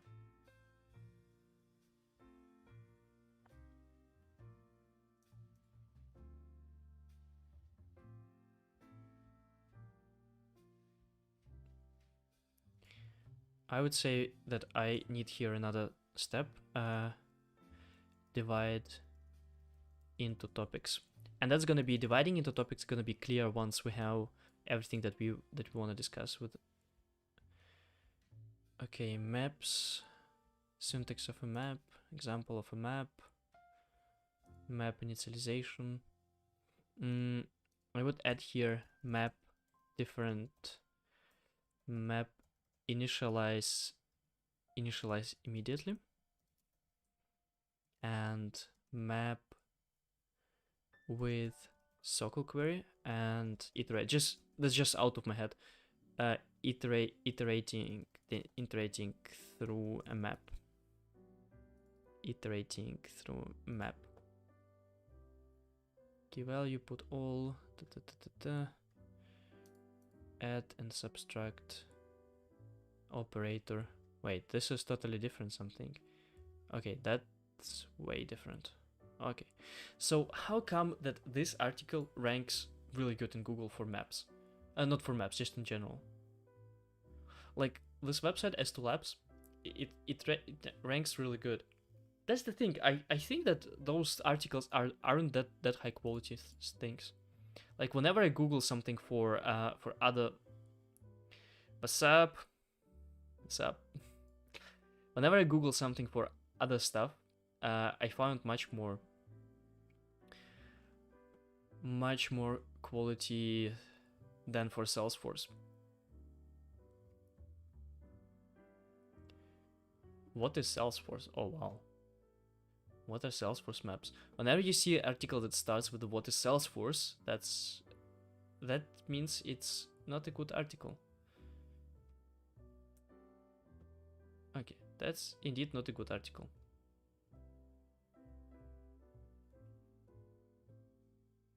Oh, okay. Another thing that we need is maps, keys and values, like different keys and values. Hello everyone. And that should definitely go before iterating through a map. That's for sure. Composite key, completion, that's... And then there is also a very known algorithm with a map, map counter. Known algorithm.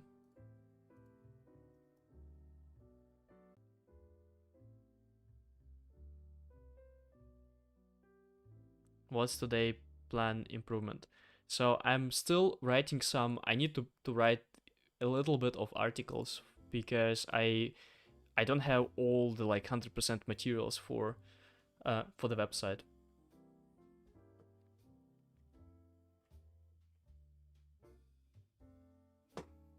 Okay, see, that's quite bad.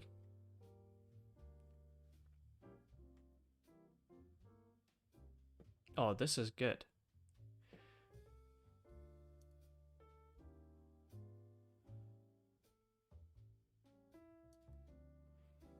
This is good. Map constructors, common maps methods. Before that, map constructors, and there are a few of them, right? T1, T2, map T1, T2. I'm gonna be streaming today until either I get super tired or I will finish the map part.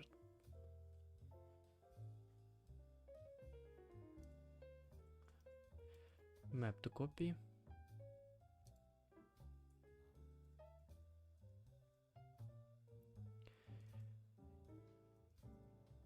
And tomorrow there's one more topic, modulo. So modulo is not a super hard topic to write about. So I think today and tomorrow we're just gonna spend on basically finishing all everything that we need, and then we're gonna just a second, I'm gonna be back.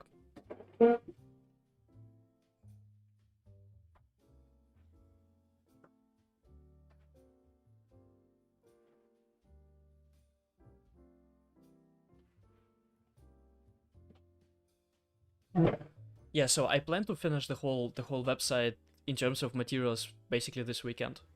Should be good. I think we are quite on track for that.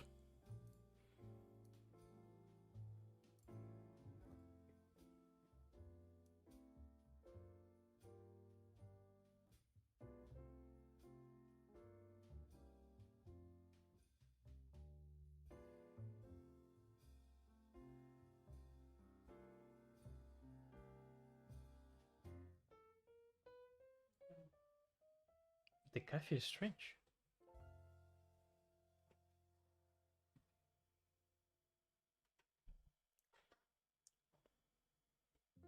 Tastes a little bit minty.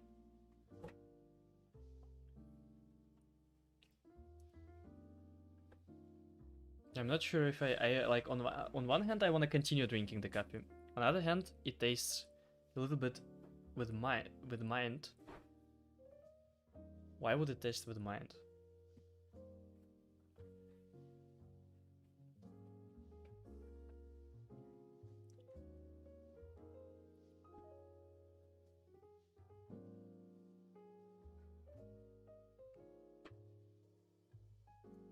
That's strange.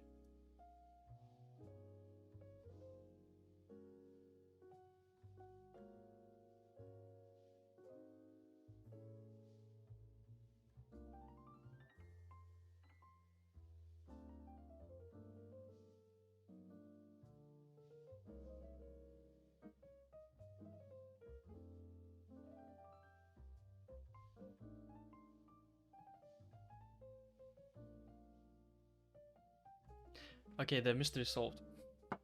We've been using mint tea in the French presser, and the same French presser for the coffee, so the mystery solved. I go back, I get distracted. Okay, I'm getting back to work. So now, let's do like this. 1 hour, so for me 1 hour of focus left, and I'm gonna focus for this 1 hour. Let's do that.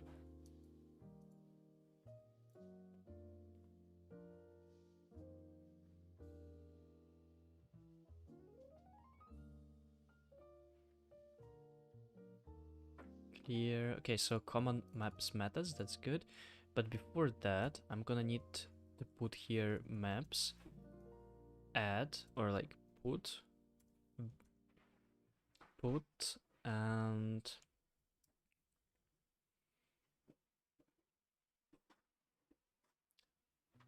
put and get.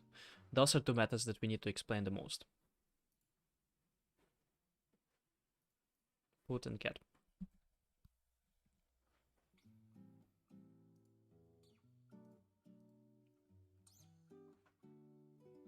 Constructors, methods. Yeah, I think we're good. Let's see. I saw here a video of Matt Gary. Let's see, he has really good videos, so let's see what he's gonna be talking about.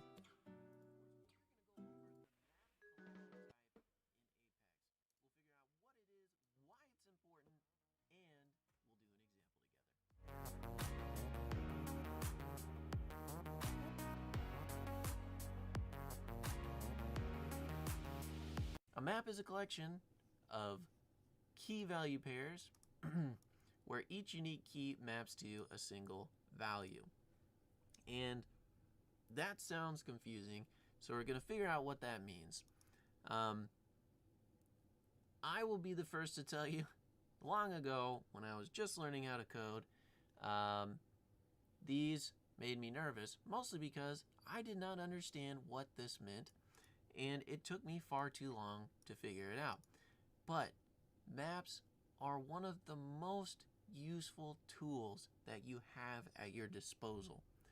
They will help in your goal to make sure that you're a bulkified, your code is bulkified and efficient and all that kind of stuff. So I hope with this episode, you won't be as intimidated by them as I once was long ago. 14 years ago now. But and a list. So we declare our unique. These will, as you'll see, play a huge part. So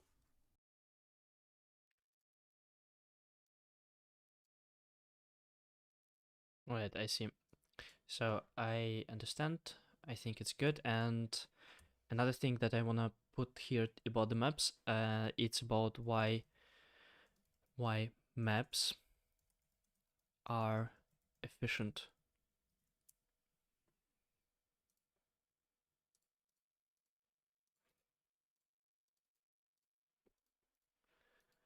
So I have like few slides on why maps are efficient. So I'm gonna include it as well. And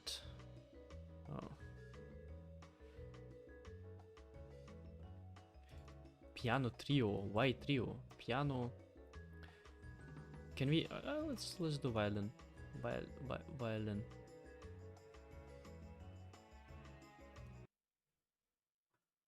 I like violin.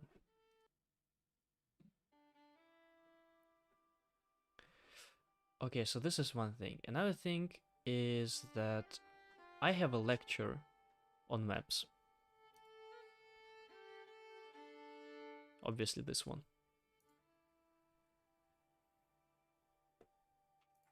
And let me have a look if I have everything. This getting sad. Have my methods iterating through the map. Value aggregation. Yep, that's the value aggregation. That's the proper way of saying that. Aggregation.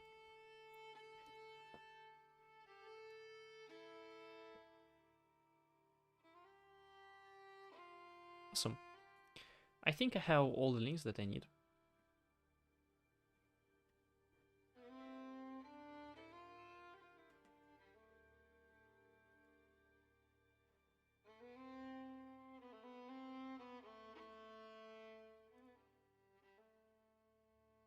Maps. Links, and that's the second link that I want to add. I don't see any other better links. Like honestly, if you Google maps in Apex, Salesforce, you don't see that many of quality materials. I wish there were more. I wish. What's dinner tonight? No idea. What's your dinner tonight?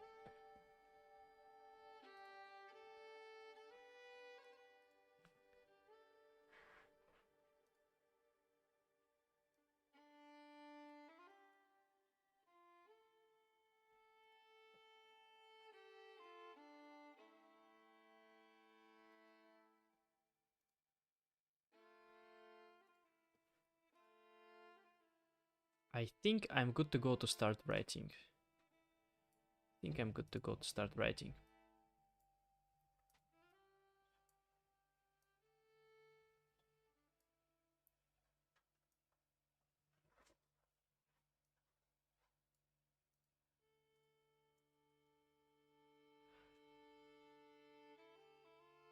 Okay, so what is a map?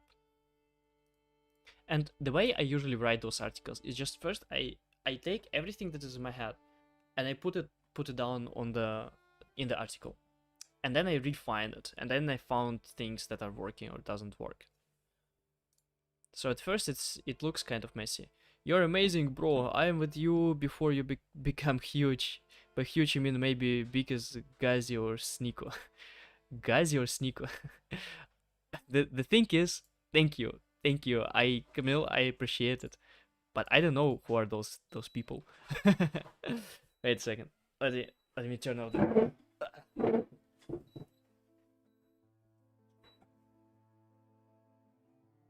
Who are those people that you think that I can become as big as they are? Let's Google them. Let's see. Gazi. Who's the Gazi?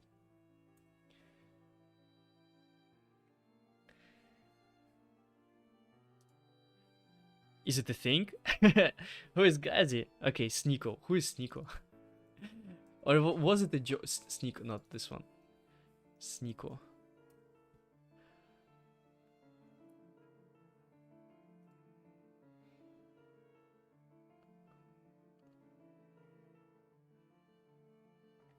Man, who are those people?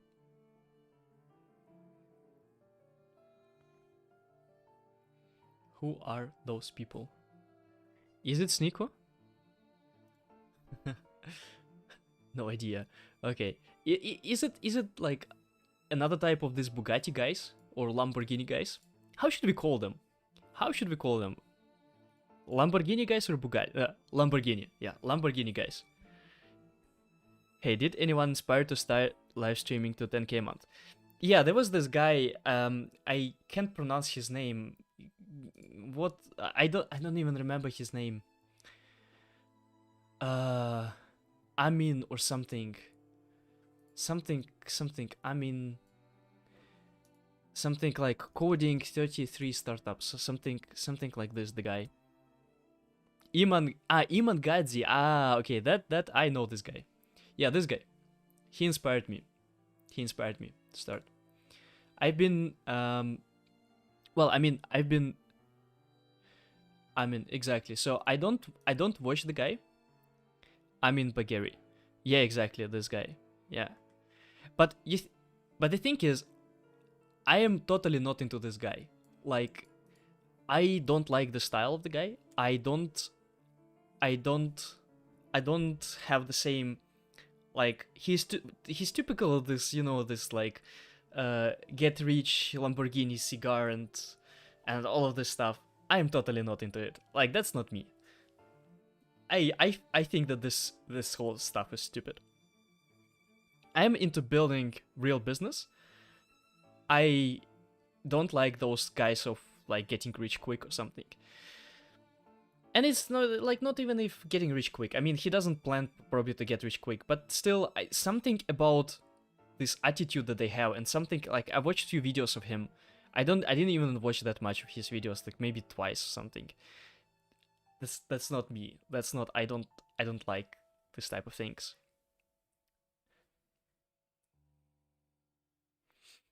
But he gave me the idea of basically streaming what I'm doing. And if you want to see how like real business looks like, that's how it looks like. Just struggle and so first struggle, and the second thing, I thought you were inspired by Amin Bagheri, and I was right because he pops up my feed after watching Amin Bagheri. That's interesting. That's interesting. I mean, I guess it's quite a similar thing, right?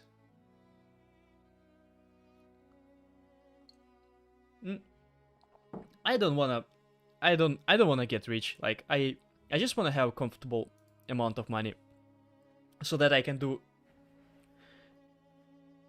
There's nothing wrong about your favorite car. Yes, there's definitely nothing wrong about dreaming for favorite car, but why would you even need the car? Like, what's about all of these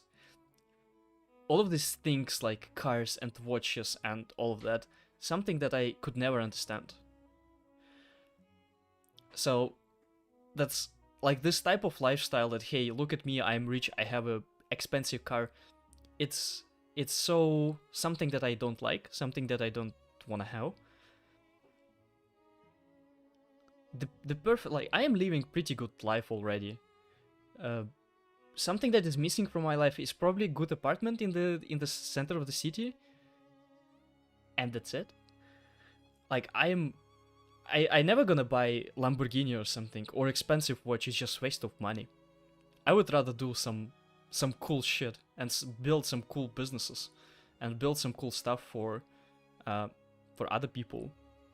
But all of that after I have at least some money to have a comfortable life for me. I don't have super comfortable life now. What car do you like to drive? I don't have a car. Like, I'm 25. I've never used a car. Where do you live? Munich, Germany. And I don't plan on getting a car. Like, I don't know. Well, maybe at some point, but I don't feel super big need in getting a car. I can just walk to buy groceries and that's it. And if I want to go somewhere, I can just use trains. Or plane. Maybe at some point I'm gonna get a car. But I don't care about that too much.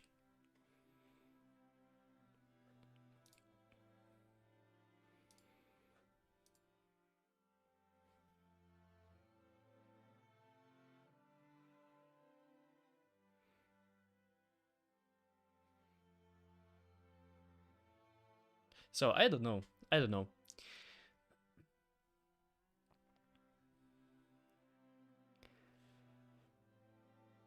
That's fine as well. Yeah, I mean, everyone wanna have own thing, right? For someone it's having a car, for someone it's, I don't know, just going to the gym, something, or just having time. But there's something about this whole part of the internet obsessed about those things, like Andrew Tate and who else? I don't even know those guys. I just know the biggest one, the Andrew Tate, the I mean his name, right? I hope I'm not butchering. Yeah, I mean, those guys, this is something that is very not appealing for me. And I don't know what is it exactly about this, but it's so funny how they speak. It's so hilarious how they behave, and there's something very unappealing for me in all of them. Which is fine, like, that's fine. But I wouldn't want to hang out with those guys. Like, if I had a weekend to spend, I wouldn't want to hang out with them. It's not my type of people. Which is also fine. Like, that's fine. Like, everyone has everyone has own tastes, right?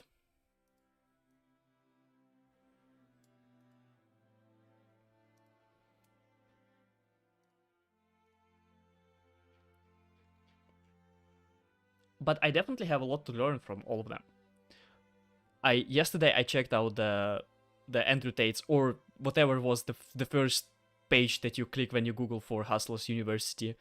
I checked it out, and I do have a lot to learn from them.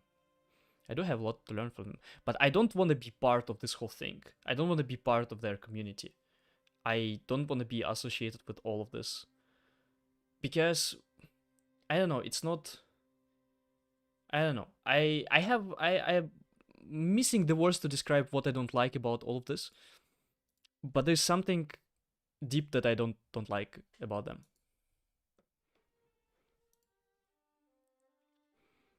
By the way, I don't speak about the Amin itself. Like, I didn't check out Amin for that much. I just know that his overall style. Are you half Polish? Kid Rule, kind of Polish name. Could be. I am Ukrainian. But I've been living in Germany for quite a time.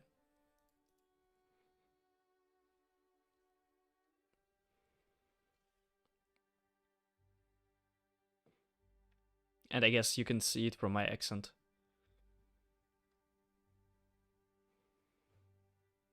Quite a big advantage, by the way, having being native speaker in English. I just thought about how many non-English speaking YouTubers with an accent you know. Probably not that many. And I personally know 0. So I was like, huh, if I don't know anyone, what makes me feeling that I can become one? I don't know. But, you know, sometimes you have to go through your disadvantages.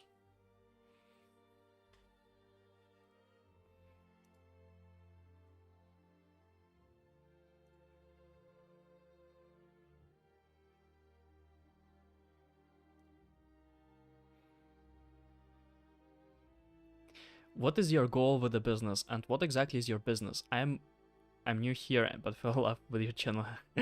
Thank you, I appreciate it. Welcome. So I have a little bit spread out business. So my main business, the way I make money, is by running courses.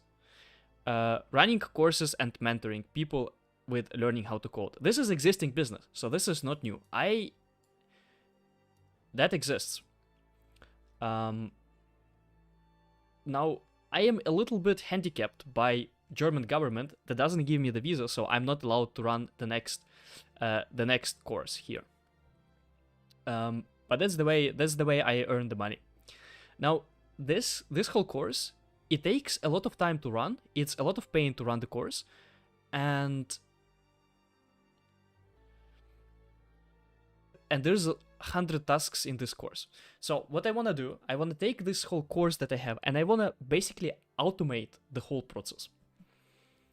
It doesn't have anything to do too much with the business itself. And then I want to take this part of automating.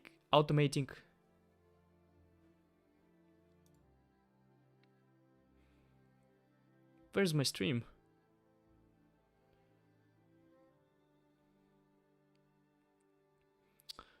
Fucking internet.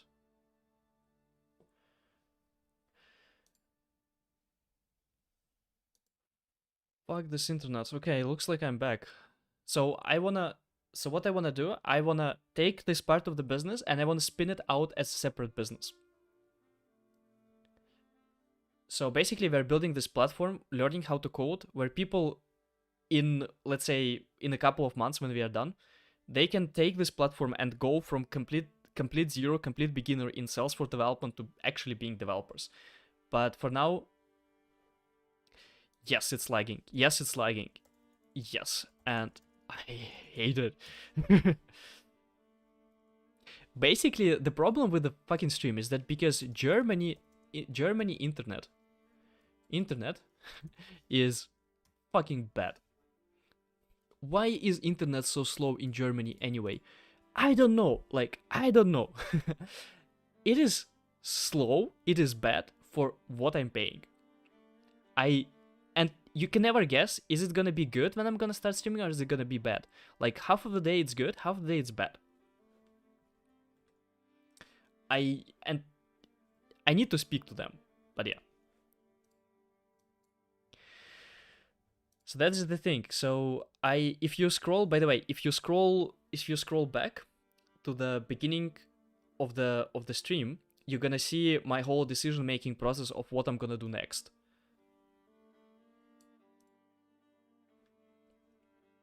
Well, I live in India and I'm getting never have a problem with it. Internet in India definitely much better than Germany. Like, definitely. Oh yeah, internet almost every Germany.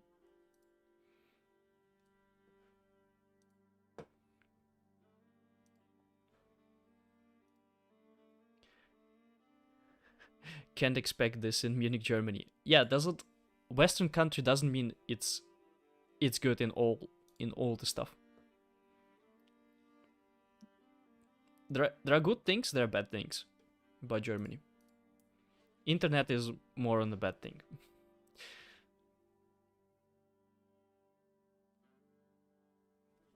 Okay, let's get some stuff done. Let's actually write about maps. What is a map?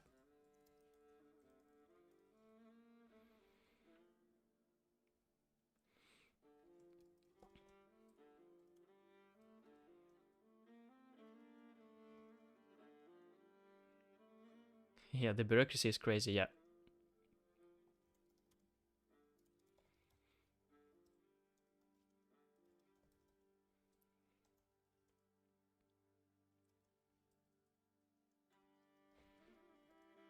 Key and value.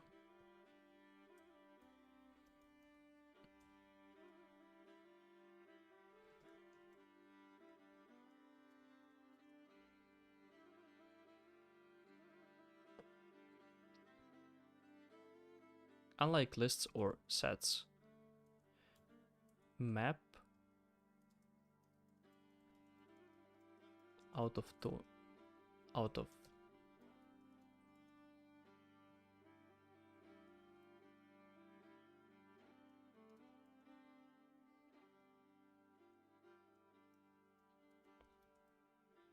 Let me actually check. Maybe I already have an article on map. I just forgot about it. Let's check.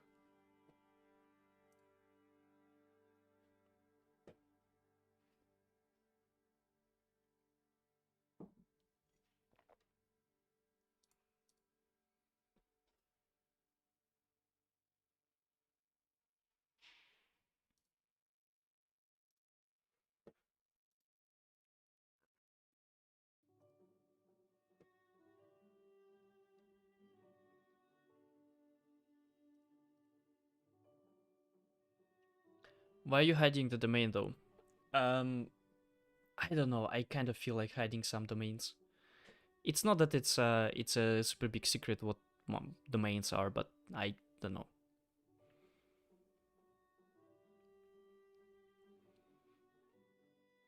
Yep, definitely. I don't have the article about maps. Okay. Also, a map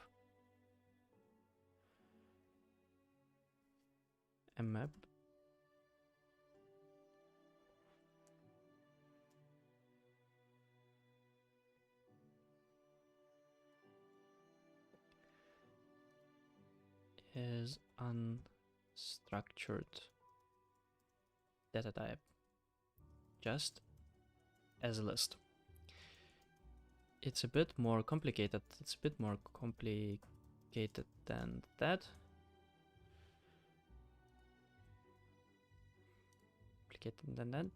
But about it a bit later. One of the biggest challenges as non-native speaker in writing articles is that you don't know, you need someone to basically proofread your text, because you will most likely, and not most likely, 100% you will make a mistake, 100%. So you need someone to actually check it, someone who is native speaker, and ideally not paying for that.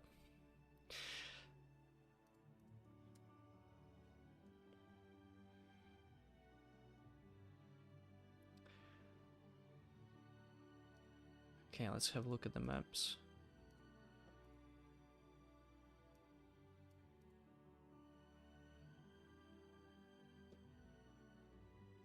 Should I already download some of them and put here columns and no. Let's have a look at the definition, at how we can define a map and our code. Map type 1, type 2, map variable equal new map.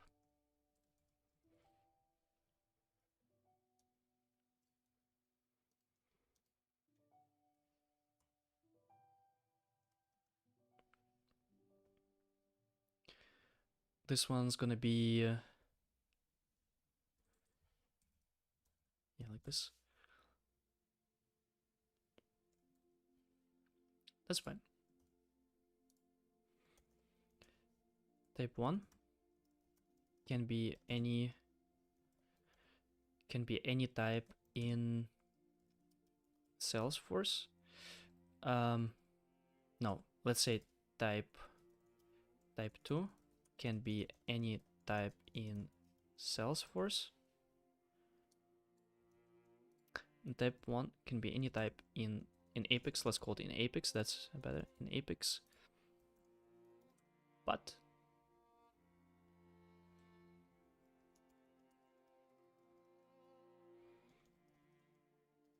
than others.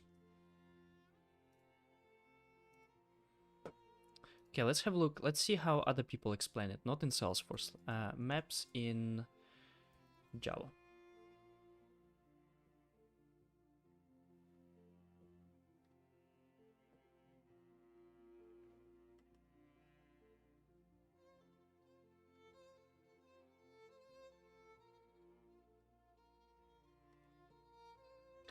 This is a really cool website in Java. I forgot the name.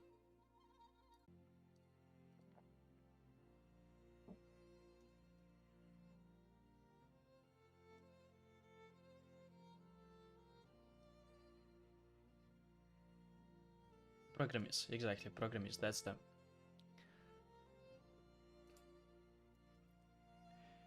I really like how they teach. Maps. Is there such thing as a maps? I actually feel like slowly everything is coming together. So everything that I've been doing for quite a lot of time for the last 2 years, kind of coming together. Oh, this is good. Working of map.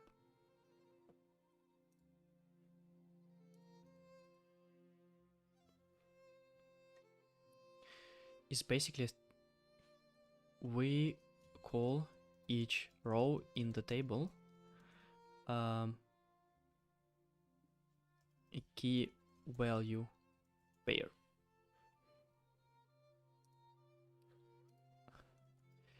Keys are unique values.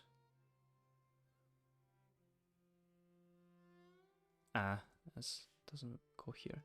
Map cannot contain duplicate value and each key is associated with a single value. Okay, we can access and modify values using the keys associated with them. Okay, they have in Java they have quite a lot of different stuff. We don't have all of that. We only have map, and that's it. How to use map: key value, new hash map. Okay, implementing. Okay, I see. So it's not very helpful for me actually.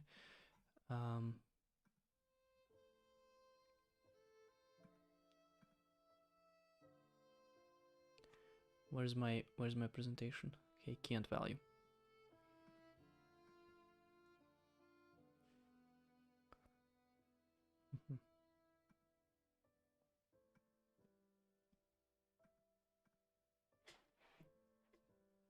What is a map? Call each row in the table key value pair. Unlike list may always consist of this. Okay, so this is what is a map. That would be, let's make it what is a map. And another one is why key must be unique. Let's say keys and values. The key in map must be unique. The reason for that is that first I need to say what is the key. The key is, how they say it? The key is a unique value associated. I don't like this. I don't like how they describe it. Okay, how other people describe it. Hell, that's totally different. Oh my god, I am writing. So the plan for me for the weekend is to write about maps and to write about modulo, and and also add few more tasks and write about Sokol part, add few more tasks, and I'm done with the whole platform.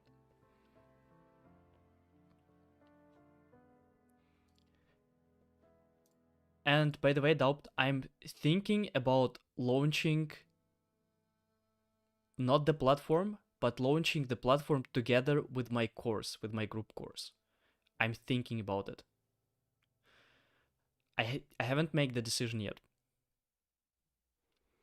But I feel like, so if you ever wanna watch my whole, like what I thought about it, like the summary is basically that I'm sure if I launch the course, because I've done it already, I'm sure I'm gonna make some money.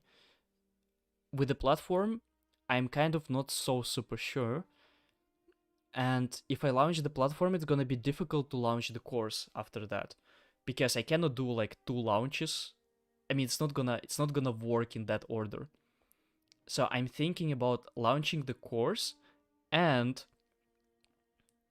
after launching the platform.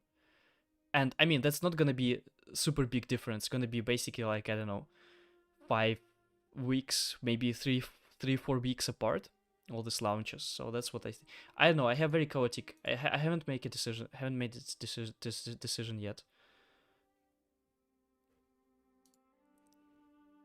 Definitely the first thing. So this is, if you missed it, I don't know if you missed it, by the way, but I just want to do a quick recap. So this is my plan for now as I see it. So I'm gonna put all the topics into the platform, and then I'm gonna prepare the marketing for the course launch. Then I'm gonna check the course launch. Then I'm gonna do the launch, and then I'm gonna start with the launching the platform. That's at least the way I see it now. I'm not so sure because I kind of feel like why am I launching platform if I can launch the course where I definitely know that I'm gonna make the money, and this way I'm gonna make the money that's gonna be enough for basically keeping the platform alive.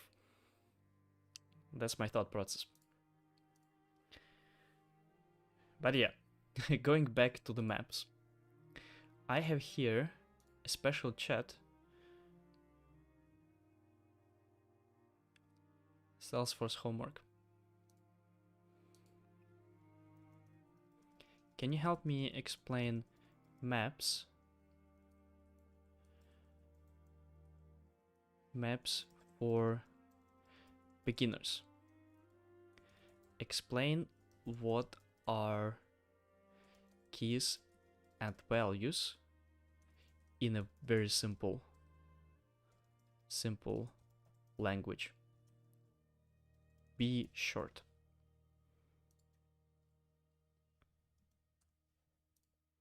Hey, what's going on?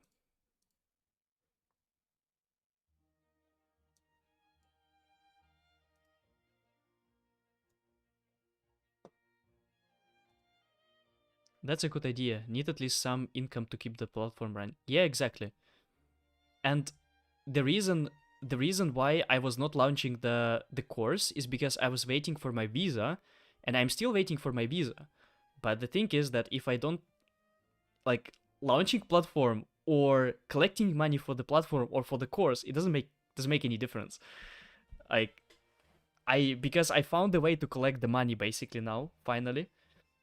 So I can very well just launch my main thing, my main course, something that I know how to do.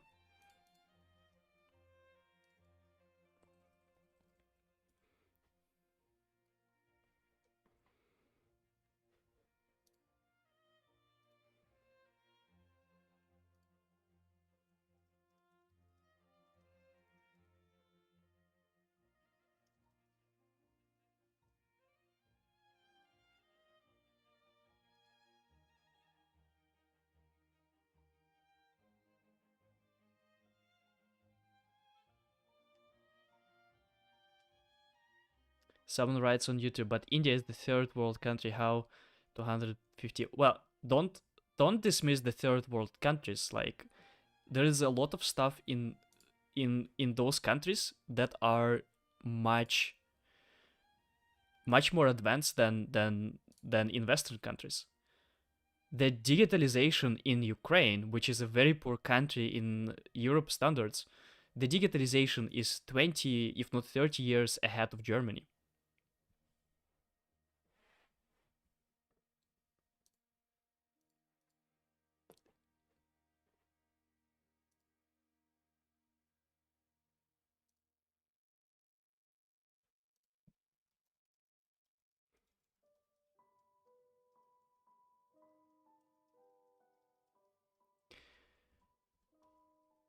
That's, by the way, who is using ChatGPT? Did you know that they started training GPT-5?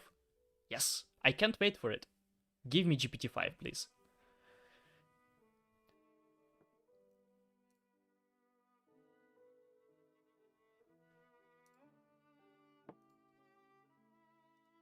Ah, this is a good one.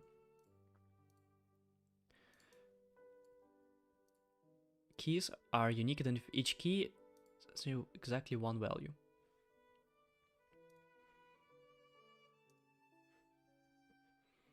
Exactly one value.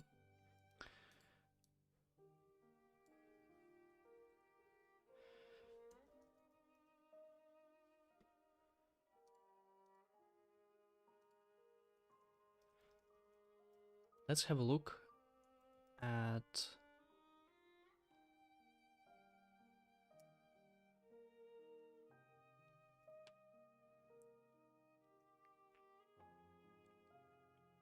let's have a look at let's imagine we would have two similar keys.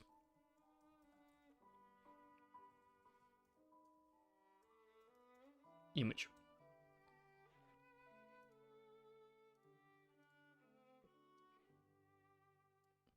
This image. Let me actually make screenshots and then.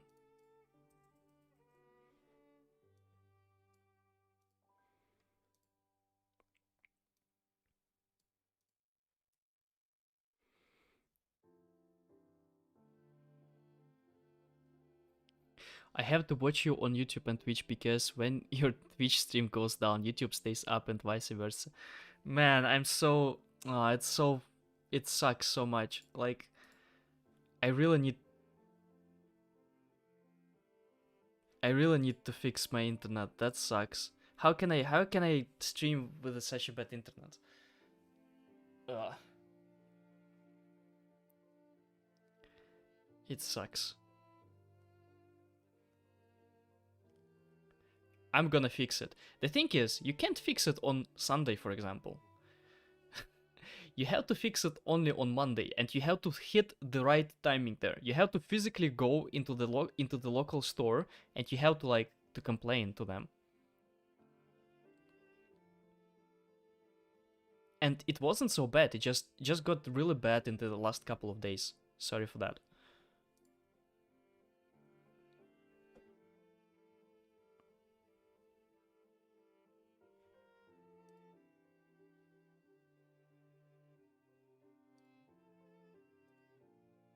That really sucks.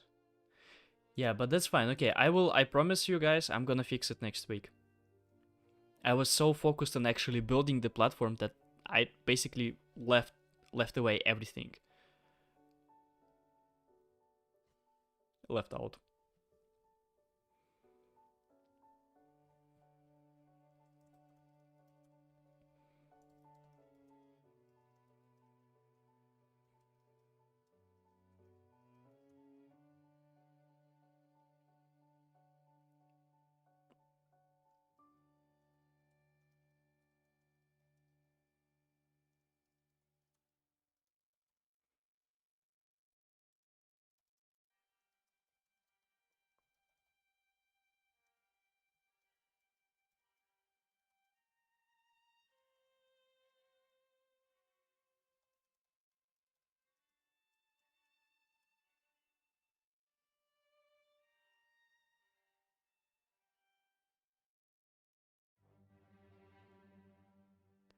And values can have duplicates.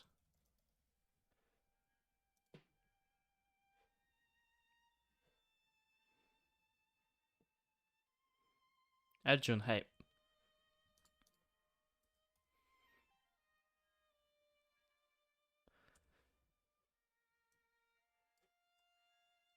Keys must be unique. Therefore, the key column in maps is implemented with sets.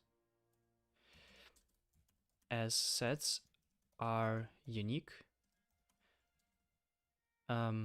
sets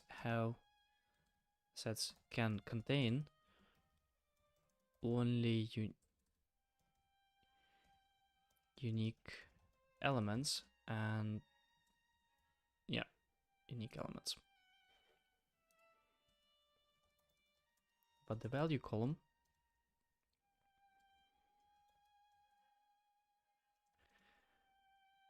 can contain duplicates and therefore is implemented with a list.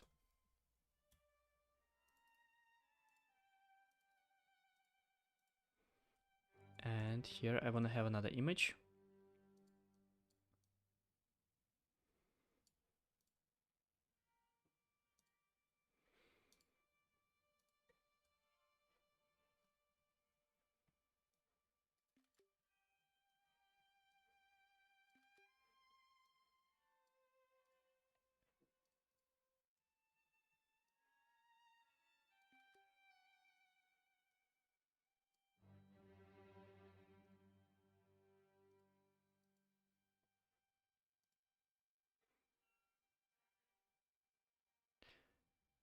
I am working on a project too. Do you work for any tech giant? No, I work for myself, and I am happy to do that. I wouldn't like to work for any tech big company, even if it was Google. I would definitely be excited to join Google, because that's kind of, like, oh wow, Google and so on, or any other big company. Definitely would do very well for my ego, but I wouldn't stay there. I know that for sure. I love working for myself. That's the best thing that has ever happened to me. Even if I complained a little bit here and there, but that's the best thing that has happened to me. I haven't been more happy than I am now. Even if I earn maybe like 3 times less than I used to earn as a developer. But I'm gonna change that. I'm gonna change that.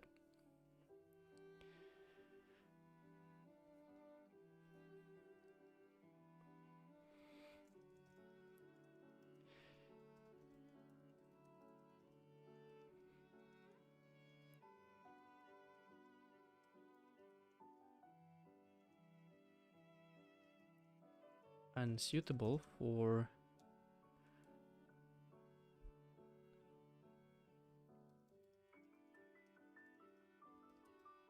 being the left column.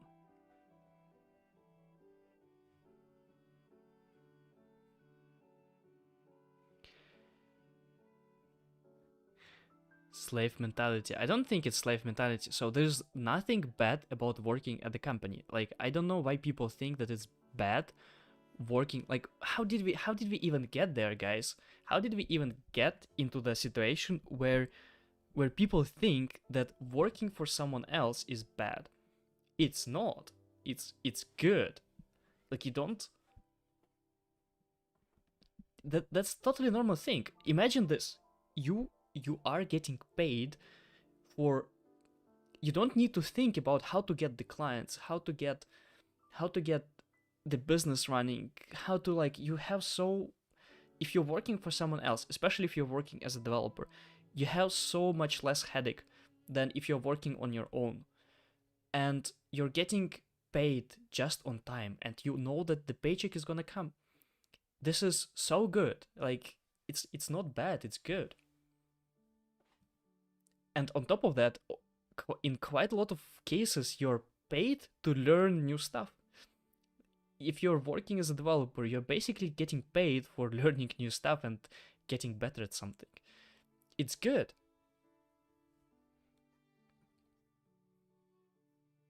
I hate tech giants.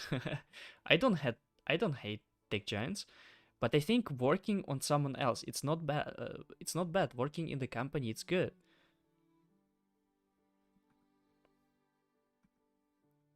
And it sounds like the guys who are like, I went to college, but college degree doesn't matter. I'm working for myself, but working for someone else is good. So why don't you do it yourself? Why don't you work for someone else? Valid question. I think it works for some people. I think you need to decide on your own. Does it work for you? Is it something that you want to do?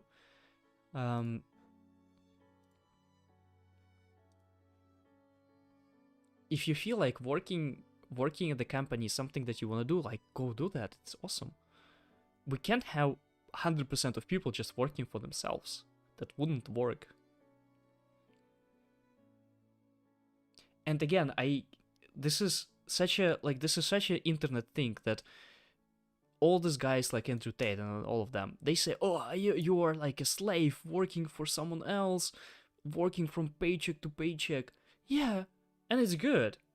Because you know what? The reality of most entrepreneurs is much different. The reality of most entrepreneurs is not what you see in Andrew Tate. The average, what is the average? Let's take US for example, right? Average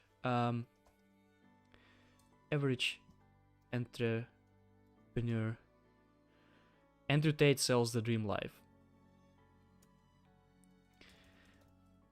That's true. Okay, so 84,000. Wait, what? Entry-level positions? What do you mean entry-level positions? What the hell for entrepreneurs?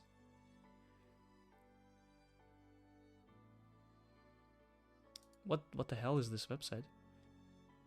Average entrepreneur, average, let's say average small business income. Let's see. I'm super interesting to check out. The reality is most entrepreneurs make 0 per month. I wouldn't go that. I wouldn't say 0, but I see what you mean. I mean, yes, this is the reality.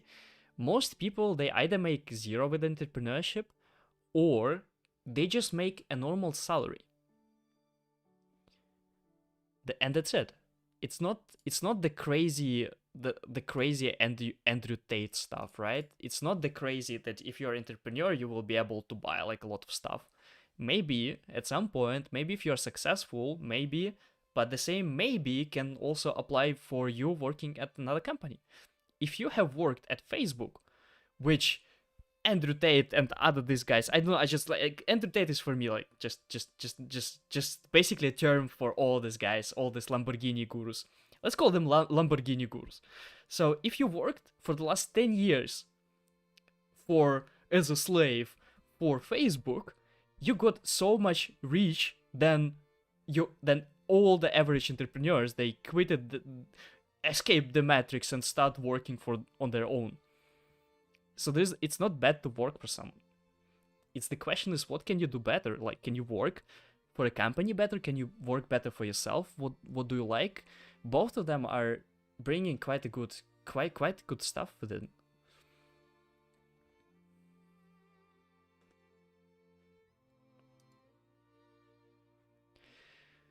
They got shares though. That's the thing.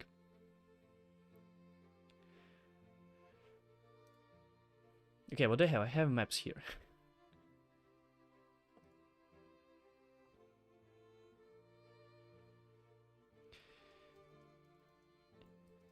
I work for myself now, but I gained my experience working for a big tech company that allowed me to work for myself. Exactly, that's exactly what happened to me as well. If I didn't work as a developer for the last 4 years, I wouldn't be able to build the business to teach how to develop stuff. I wouldn't even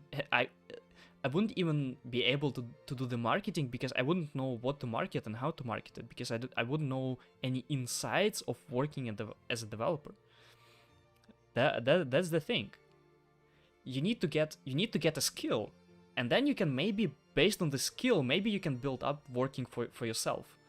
And this idea how these guys go and just randomly, oh, I have never worked any type of job and I'm gonna go and build something, like that's so delusional, which doesn't mean it doesn't work, right? It does work for certain people, but the percentage is very small. And I'm so glad that I always wanted to build a business, but I'm so glad I went basically in parallel, that I all the time I was working as a developer. If not that, I wouldn't be able to build a business.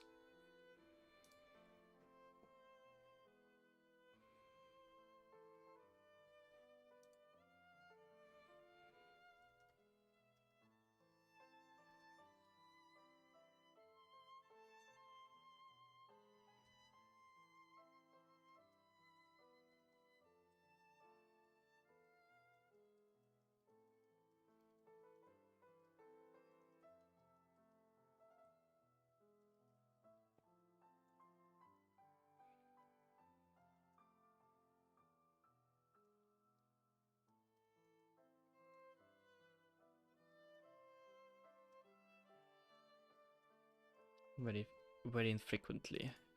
I didn't see integer to be that much as a key in a map.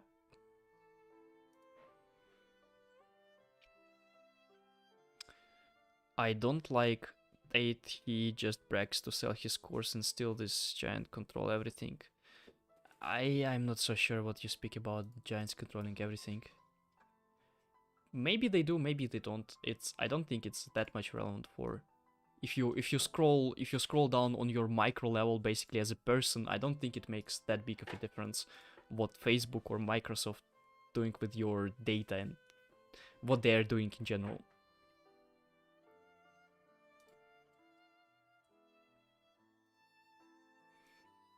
That's funny how I realized that this stream started as I'm coding my startup, and it went basically into just I am building a business or something, which I think reflects quite well what I'm doing.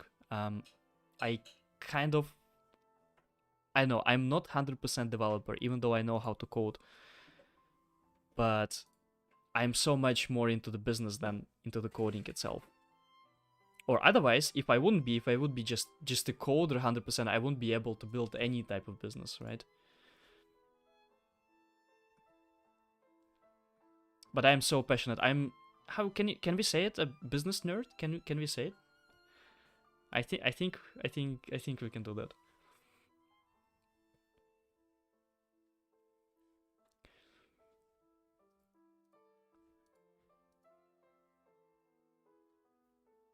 Integer. I think this part is good. How to create a map.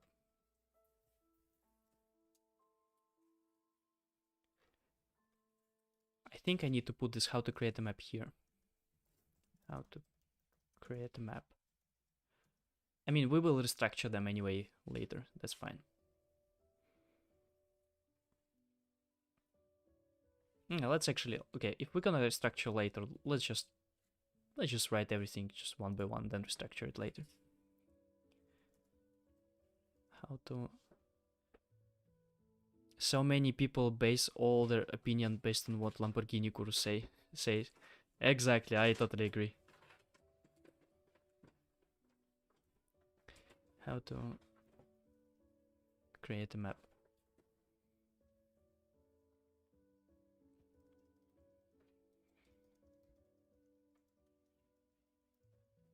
To create a map in Apex. I'm really happy that we have those. So the best, I think the best popular business content now is Alex Hormozy. I'm so happy that he blew up because he has legit stuff and he speaks real things. He has own weird stuff like grinding stuff that a lot of people are into, but I think in general he has very legit opinions. And I'm glad that those type of things that also blow up in comparison to all the Lamborghini guys. Lamborghini gurus.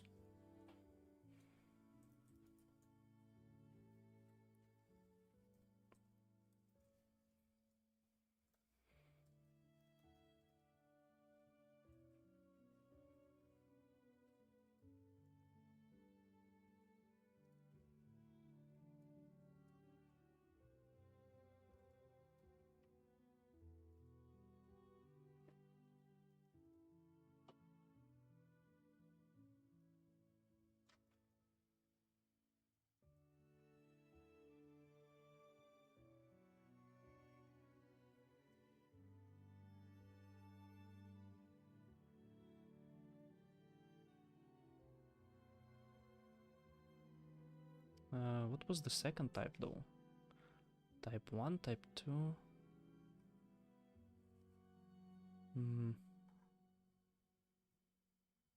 Here we go. Map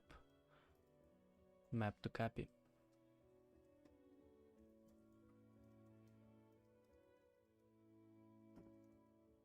One by one.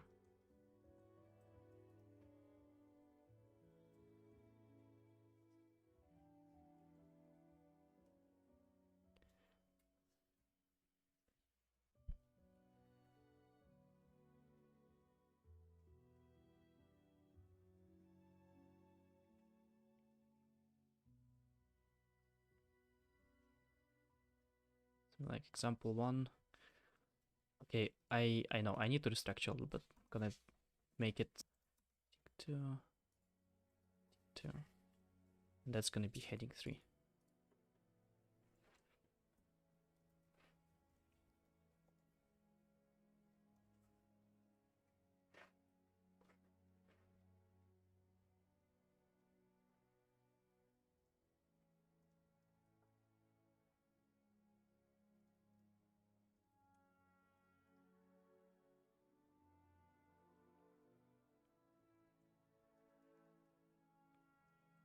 Let's call it concrete example.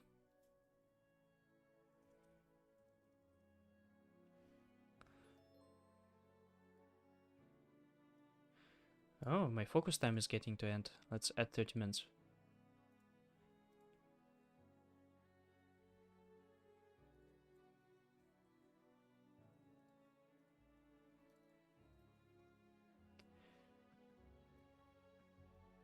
String, string, string.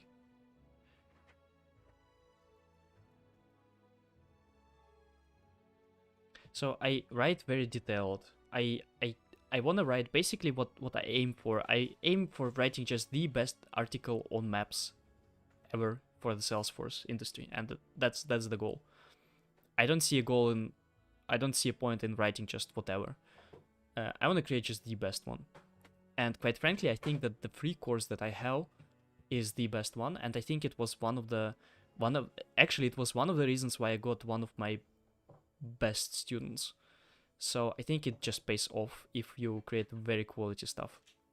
So I'm gonna spend on this, writing this article, whatever it takes, even if it's gonna take a whole day, even if it's gonna take 2 days, I'm gonna spend time on it because it's gonna pay off.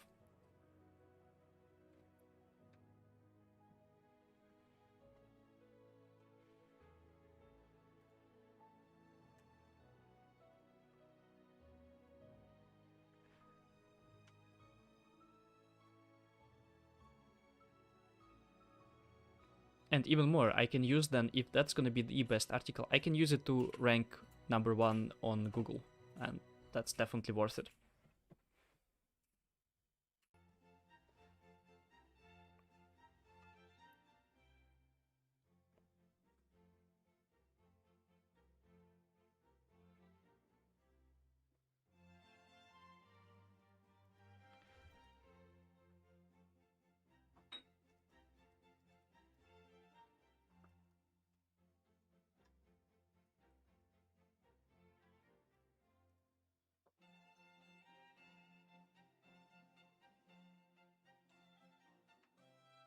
Okay, I realized that here's something missing. Here's missing why we can't use as objects as keys, because that's something that people quite often they kind of want to use as objects, which as objects like records in Salesforce, quite specific thing for Salesforce.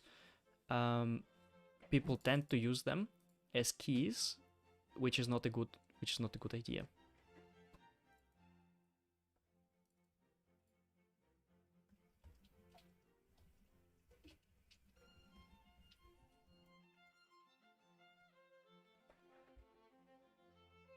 Can be different for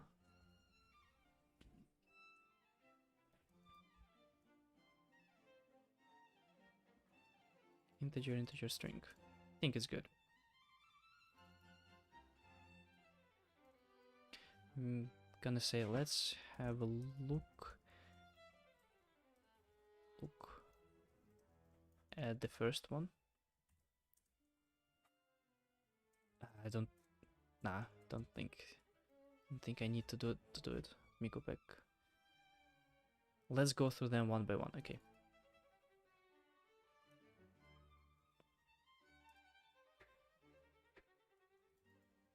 Copying a map.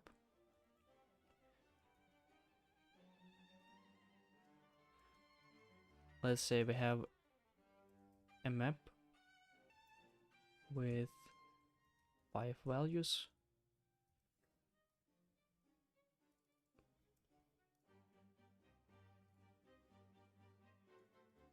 say string, string, string, string. And I know that I'm using here stuff that, so the whole idea how I write is this Java. What's up, man? Java is dead. No, Java is not dead. Java is good. It's not Java. It's not Java. It's Apex, which is very similar to Java though. So basically, if you look at this, doesn't seem very different. Google killed Java. That's quite a statement to make, man. It's quite a statement.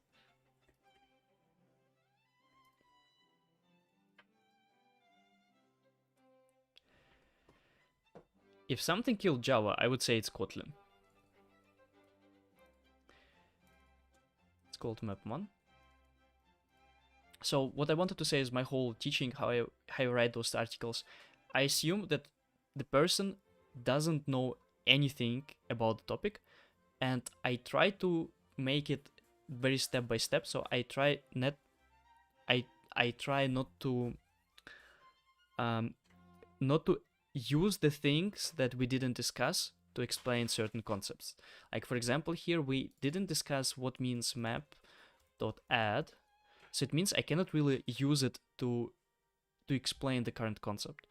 I'm still gonna write it down because that fits into the explaining the concept in general, but I'm gonna restructure it later.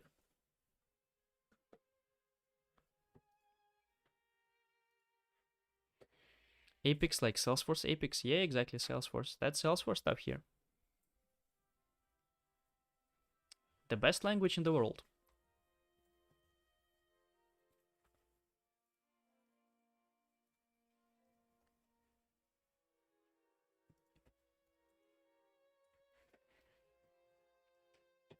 So how is Kotlin? I saw few stuff. Should have read the description. That's fine. I mean, if you read the description, wow, you're ahead of a lot of people here.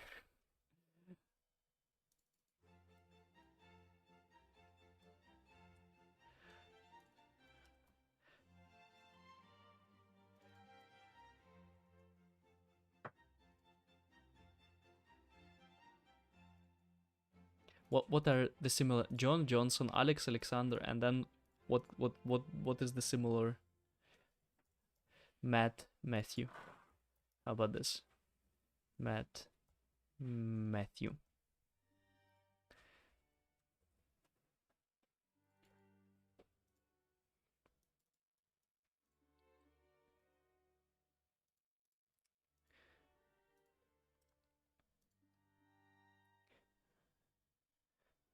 Map.copy system.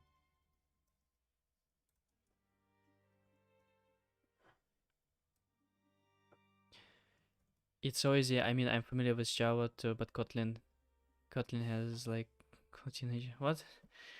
I mean, I think Kotlin is like reiteration Java, right? So Kotlin must be quite cool. If you know Java, then switching to Kotlin must be quite cool. It's from a company though that I don't like to endorse because they have so much Russian influence. JetBrains, right? It's from JetBrains for Salesforce programming, so they're quite cool.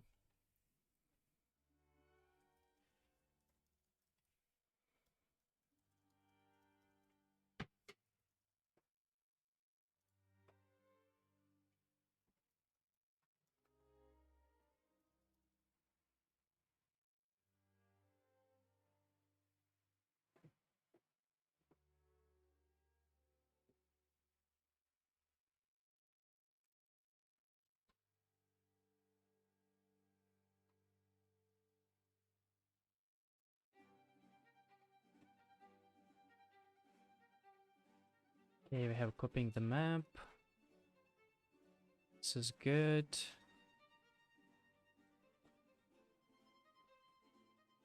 They're now working with Google to develop its IDEA. Really? I didn't know that. Google JetBrains. Develop on Google Cloud Platform with JetBrains tools. Is that what you mean?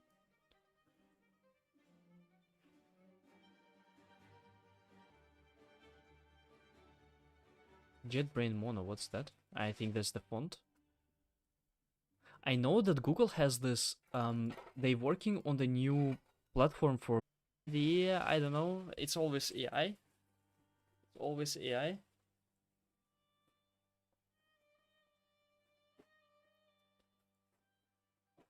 Check Jetpack Compose. Duet AI? Is it Duet AI? No, Project EDX. Exactly, Project IDX. This is, I mean, it looks so awesome. And I joined the waitlist. Just give me access. I wanna see what's that.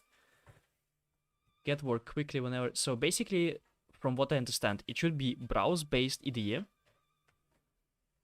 Hate writing for syllabus dictionary in C#. I'm jealous. Dictionary is a map basically, right? In Python. Optimize your app across platform. So code faster with AI. So if I see it correctly, this is basically the IDE from Google.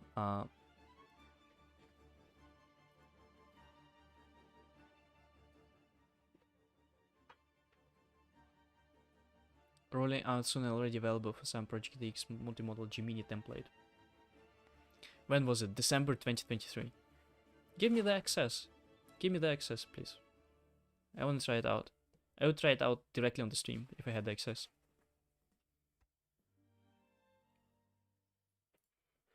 Alright.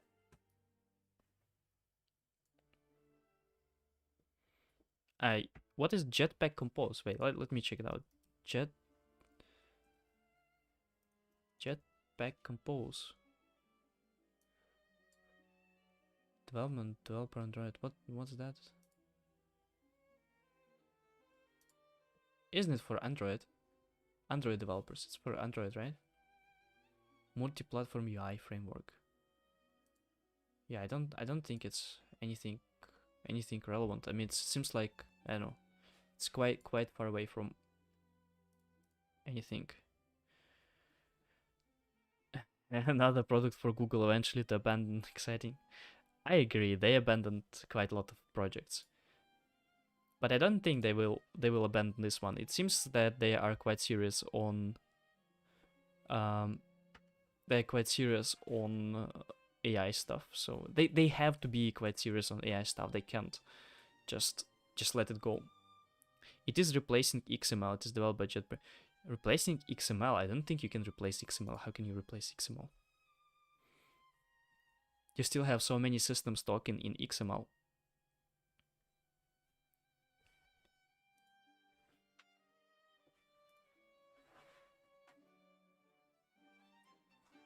Okay, what was the third one? This one list.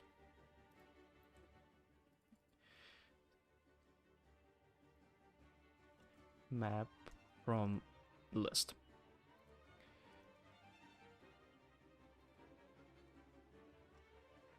Sometimes you want...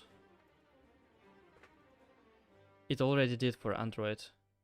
Yeah, but yeah, okay, I'm not really sure what you mean. I'm so far away from Android stuff and all of that. And quite frankly, it never was interesting for me.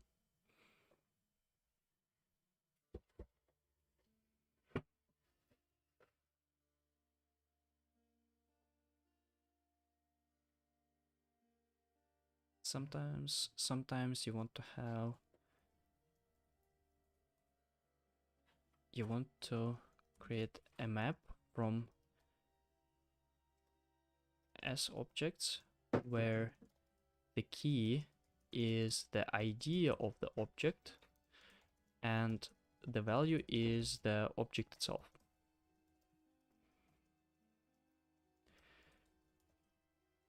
For example, I want to give an example. Where are you from?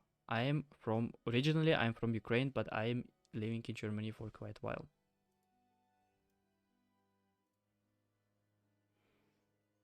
Where the key is the ID of the object and the value is the object itself.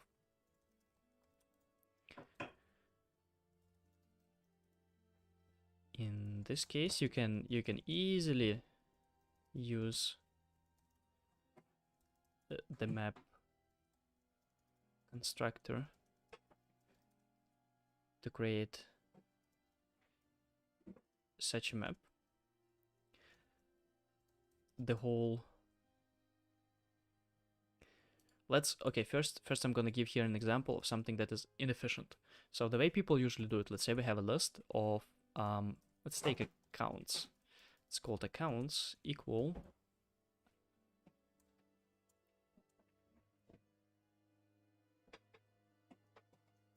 select ID name industry.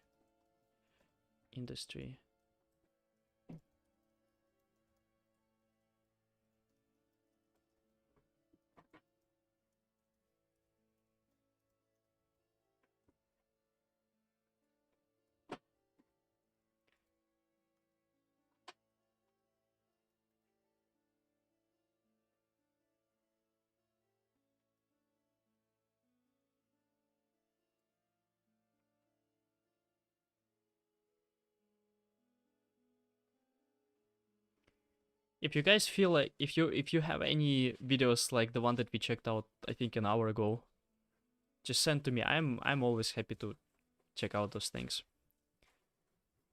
The account ID to account. Oh, another thing that I didn't include here in the plan are best practices. Best practices.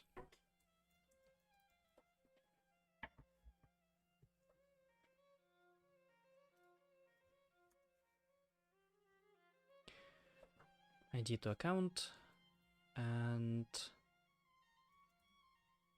so basically first I'm showing here the inefficient way, and then I'm gonna show the way how it can be done much quicker.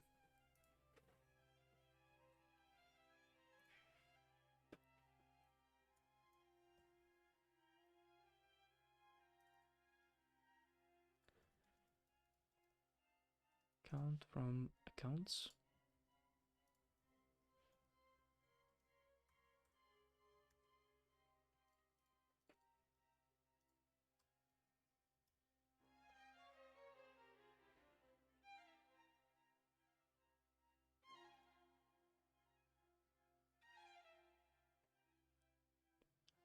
Your family okay? Yeah, my family is good. I mean, as you can define good being in Ukraine now. But they are quite safe, at least they, I mean, I don't know. They are okay. They're fine.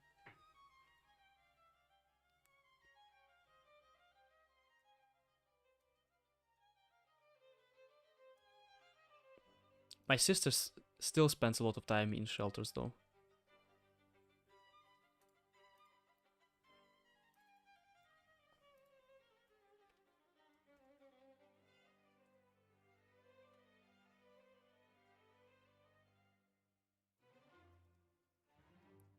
We're iterating over the list and collecting all the IDs with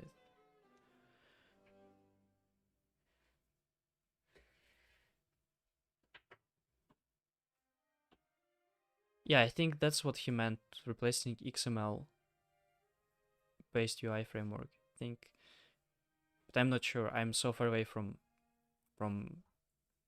this type of development.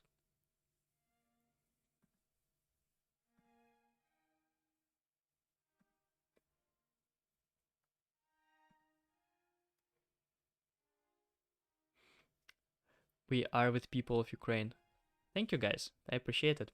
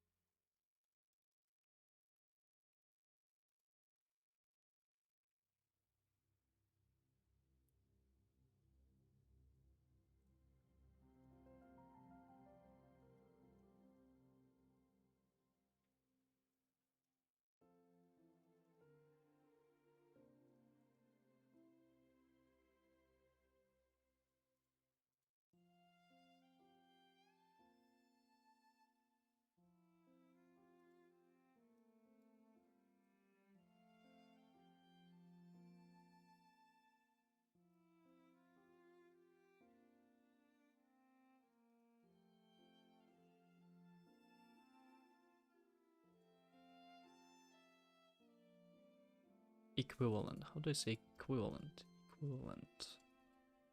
Here we go.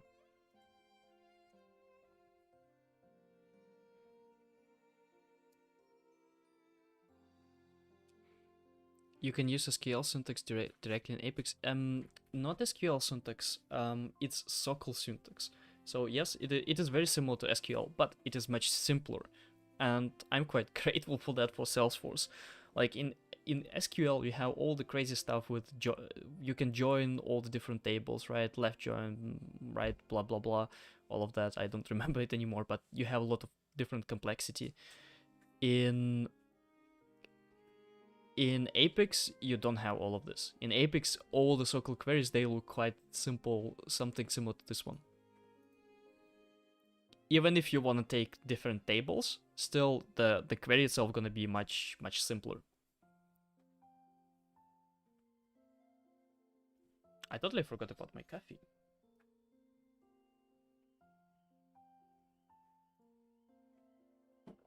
Have you ever used Firebase? I'm not sure. I don't know. I think I did. I think I did for one of the projects. I didn't like it though. It was not intuitive. Maybe because it was many years ago and back then it was not really that intuitive.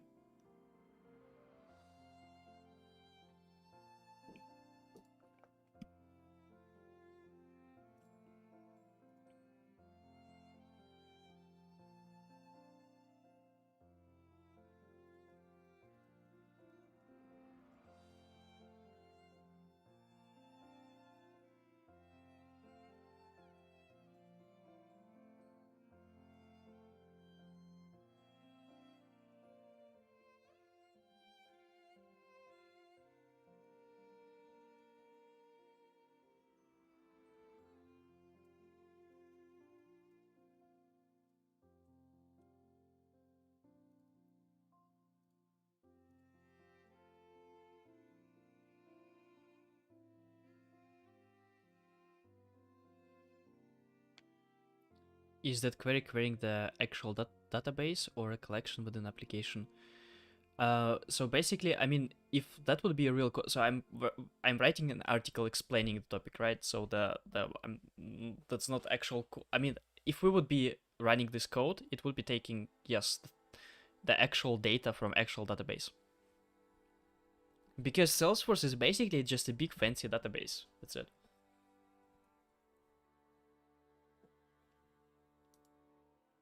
With a very nice UI. I mean, that's debatable. That's debatable if the UI is nice.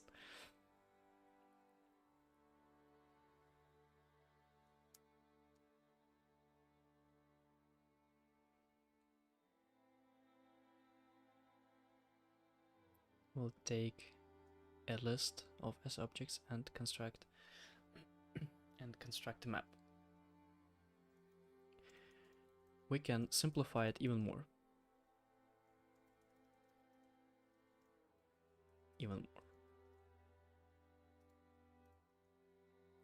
Writing articles with Notion is such a pleasure. It's just very, very smooth experience.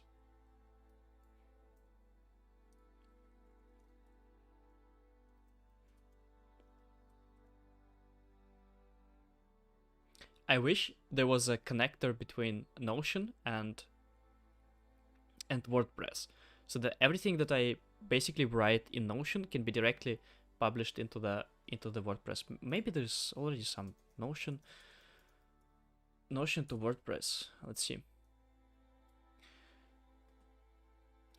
Of course, there's always a WordPress plugin. So just any idea you have, there's definitely a WordPress plugin to it.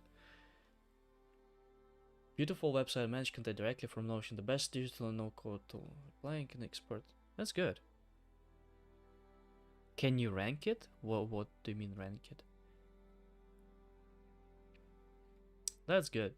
That's good. Maybe I'm gonna use one of them.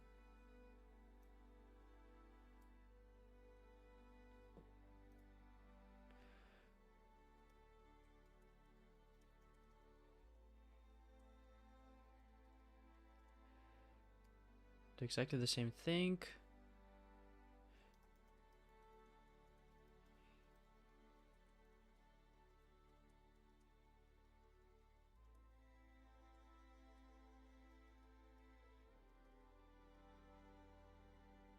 On Google your article. Yeah, sure. I mean, that's why I'm putting so much effort into actually writing and breaking down the topic for beginners. It's gonna rank well on Google. Because I just googled, and quite frankly, like the materials there, they're not that high quality. It's not a full breakdown of the whole topic.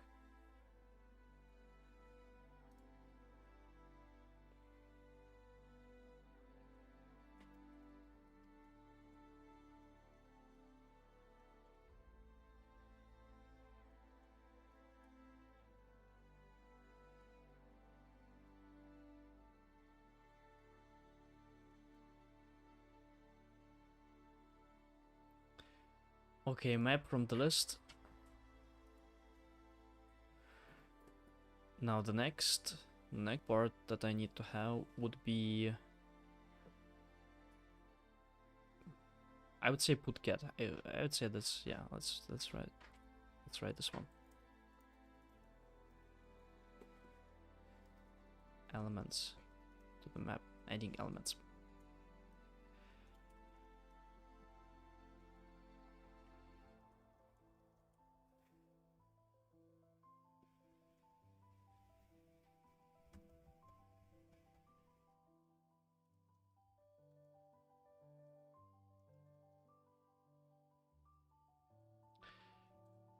The lists like this.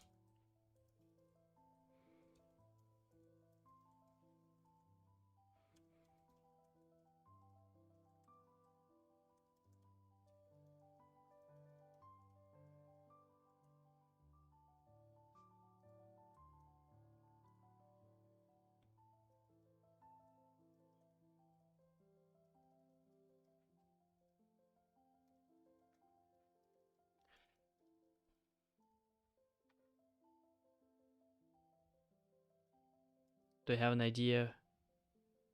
Do you have an idea for mobile app? Nah, I definitely don't. I am not a fan of mobile at all.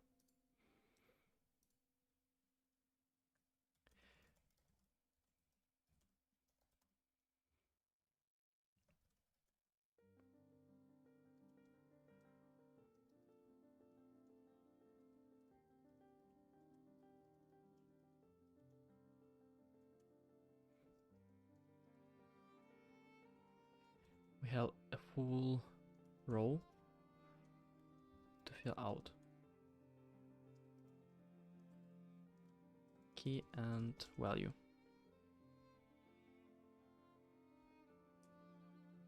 I'm not sure if it's something anyone would share though.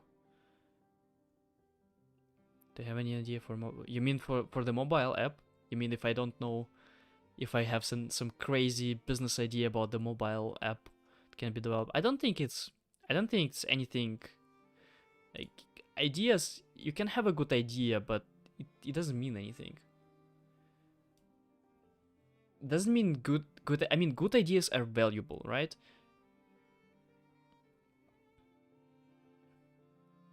Doesn't mean, I mean, ideas are super important. It's not like ideas are not important. But they are not important if you can't execute on them. I can have an idea of building an OpenAI competitor, but I can't execute on them. Can't value.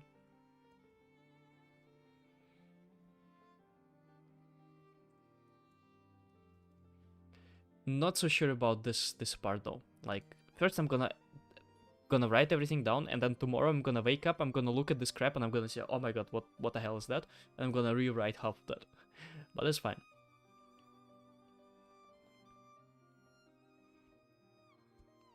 Key and value.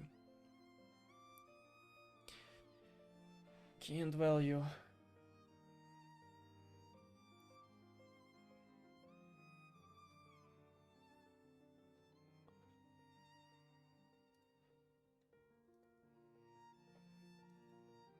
It's called names.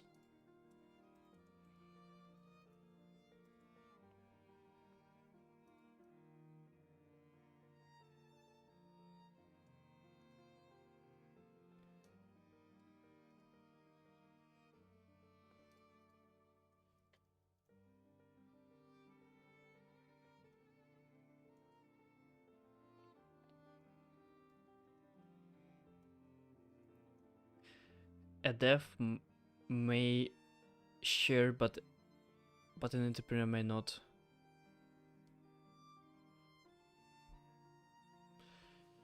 Yeah, I mean, I don't know.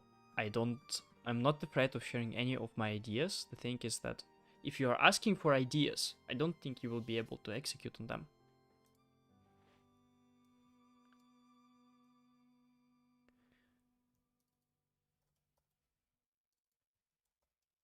Miller, Alex, Smith. By the way, am I too mean in the streams? Like, my girlfriend said that I'm sometimes very mean in my streams.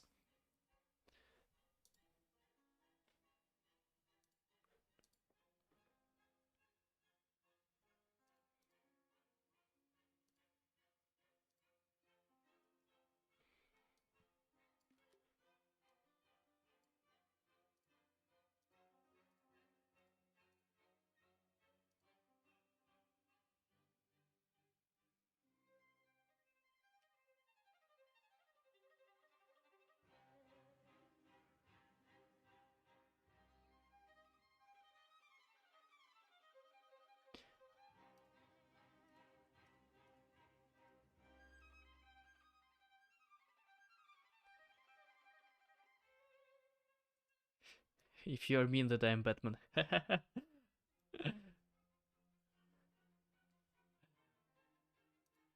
I see it, that's good.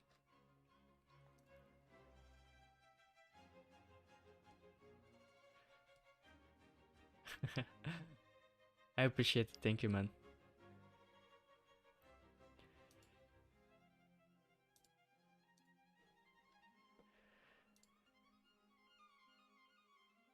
Okay, so we have here Steven Klein.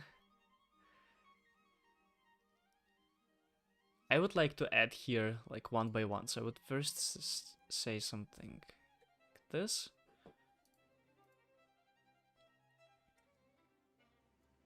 And then image.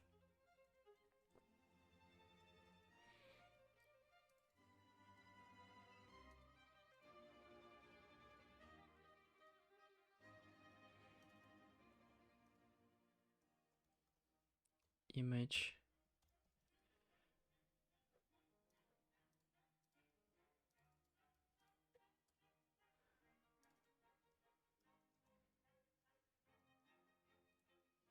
Steven Klein.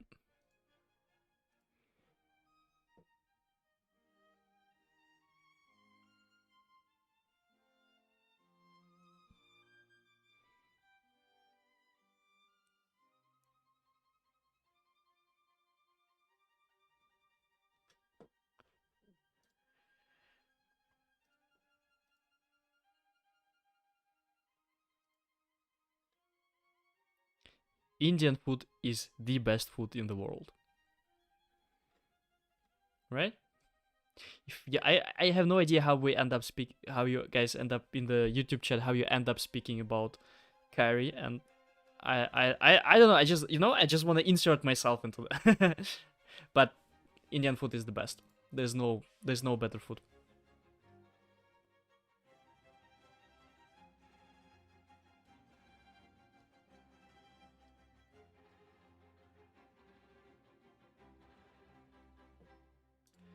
Yeah, I can just duplicate this thing 3 times, and I'm gonna modify it so that it's a table, right?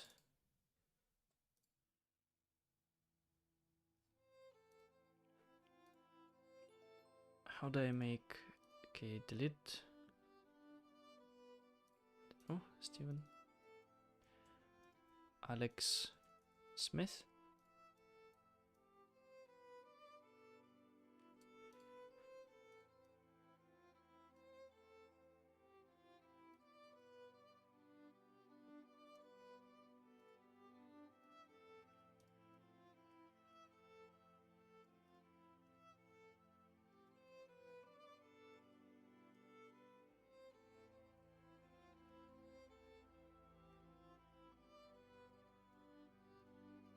Awesome.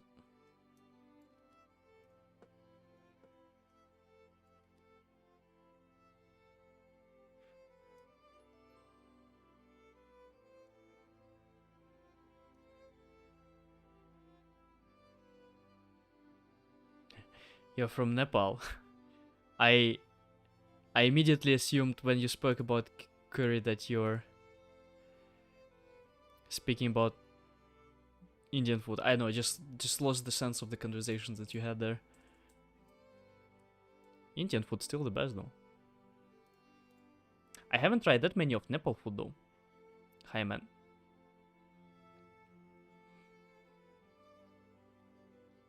I had a friend from Nepal very long way ago.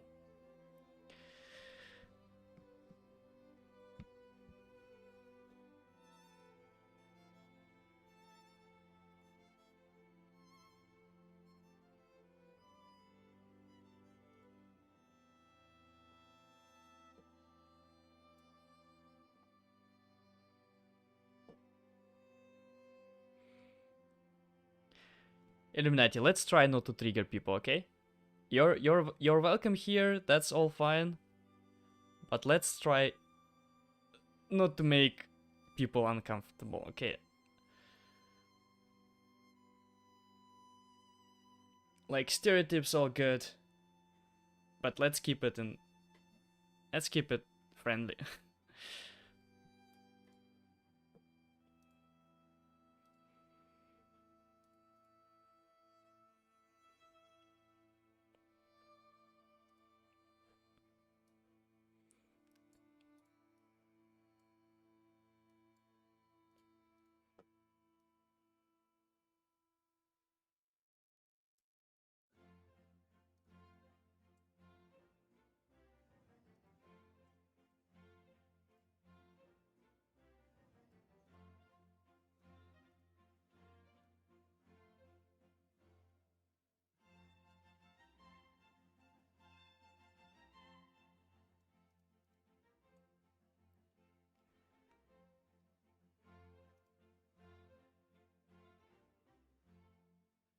I really like how the article looks like. So far we have already quite a lot and it looks actually quite great. Much better than I expected.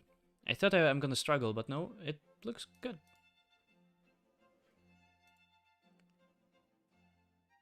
I think it's gonna be awesome maps article. The best one, of course. Still a lot to do though. Let's cut them out. This one done. Maps put maps get. I also want to build something as a side project which people can actually use. I don't want to make a lot of money from that, but I should make at least minimum amount from which I can pay for service. That's the thing. And I think it's a really good goal. I don't think that when you, I don't know, it depends if you, it sounds like you didn't start any, but I don't get any ideas for it. Well, are you working somewhere? If you're working in some kind of industry, you definitely should have enough ideas of what can you solve in this industry.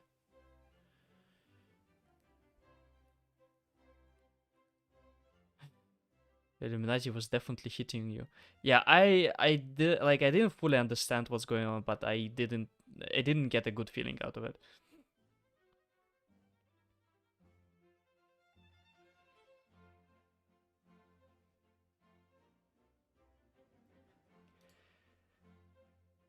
Map constructors done. How to create a map done. What is a map done. Maps put done.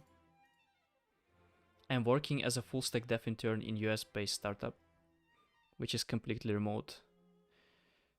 Yes, she's right. That's right, you're mean.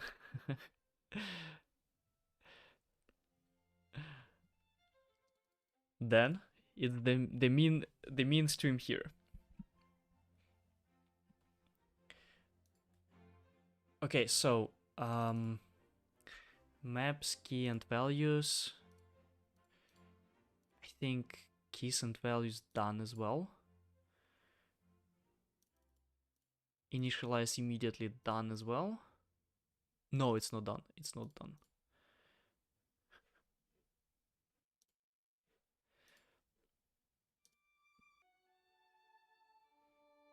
Where are maps used? Not sure if I'm gonna write. Okay, maps get. So now we need to write for the get. Let me at least put here few words. That's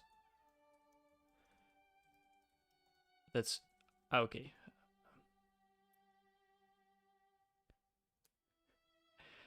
Yeah, I see Illuminati.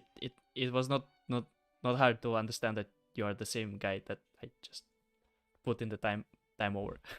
um, just don't try to trigger people. That's it. Like that's the whole rule. It like just be respectful. Don't try to trigger people. That's it. I'm not really sure what exactly happened, but somehow I was uneasy about that. But that's fine. Let's forget it. Let's forget it, guys. Let's move on. Got quite a bit of work to do.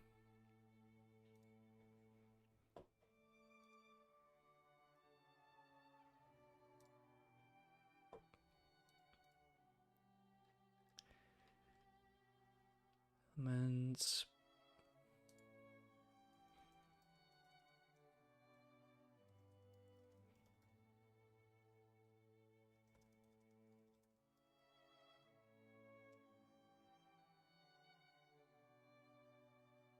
Yeah, thank you. I appreciate it, Illuminati. Is it okay to build something which is already present in the marketplace? No, I don't think that you should. I don't think that you should build something in the that is already there. Like just one-to-one clone. I don't think that you should just one-to-one piece something. But if a product already exists, I think you should. That's kind of a good example that there's money and people are actually paying for it. Like the video that I watched today, it's actually quite good. You can go and, for example, you can take any type of product that you have, go search for bad reviews and see what people are actually reviewing, what they think is bad, and take it and try to solve their problems, something like this.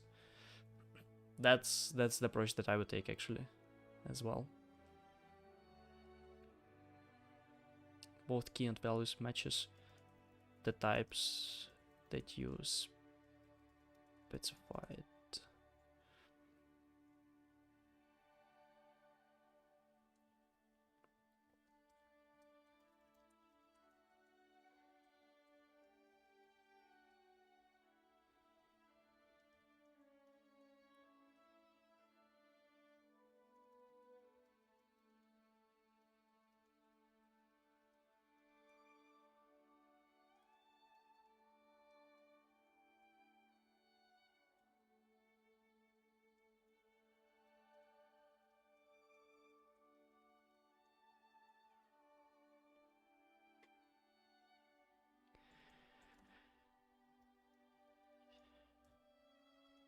Getting elements.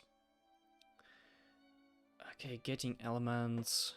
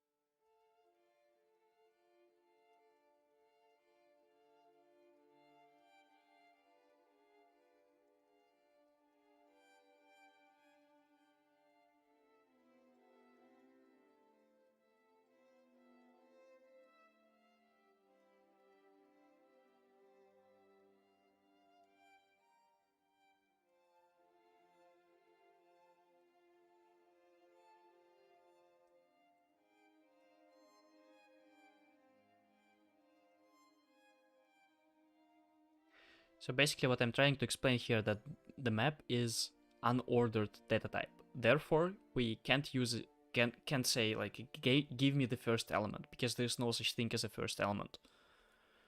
This map is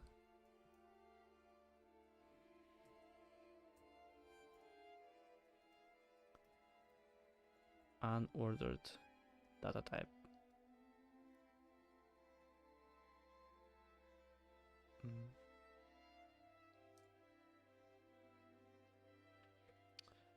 Just a second. Small distraction.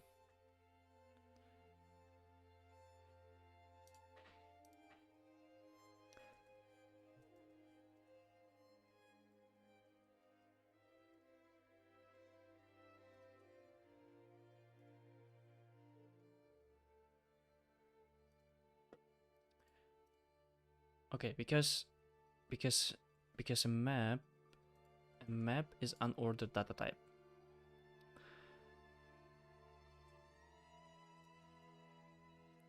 So we can get an element only based on the keyword.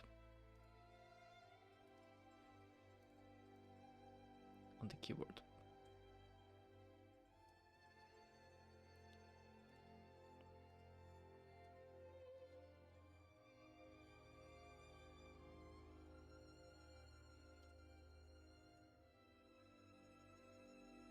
Oops. Names.get.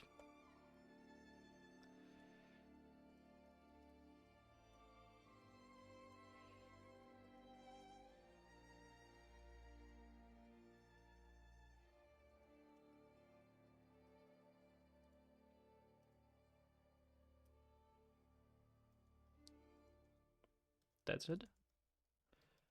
There is. Okay, and again, turning type from the get method will be the type that you specified in the first column.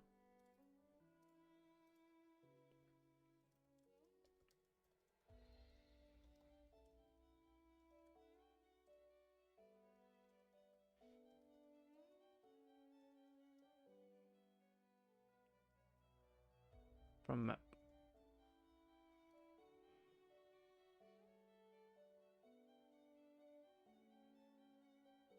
The music is on the stream, yeah. That's the music from the stream. That's not. It's not from years or that's not. Yeah, that's from the stream. All right, so I have here the get. Yeah.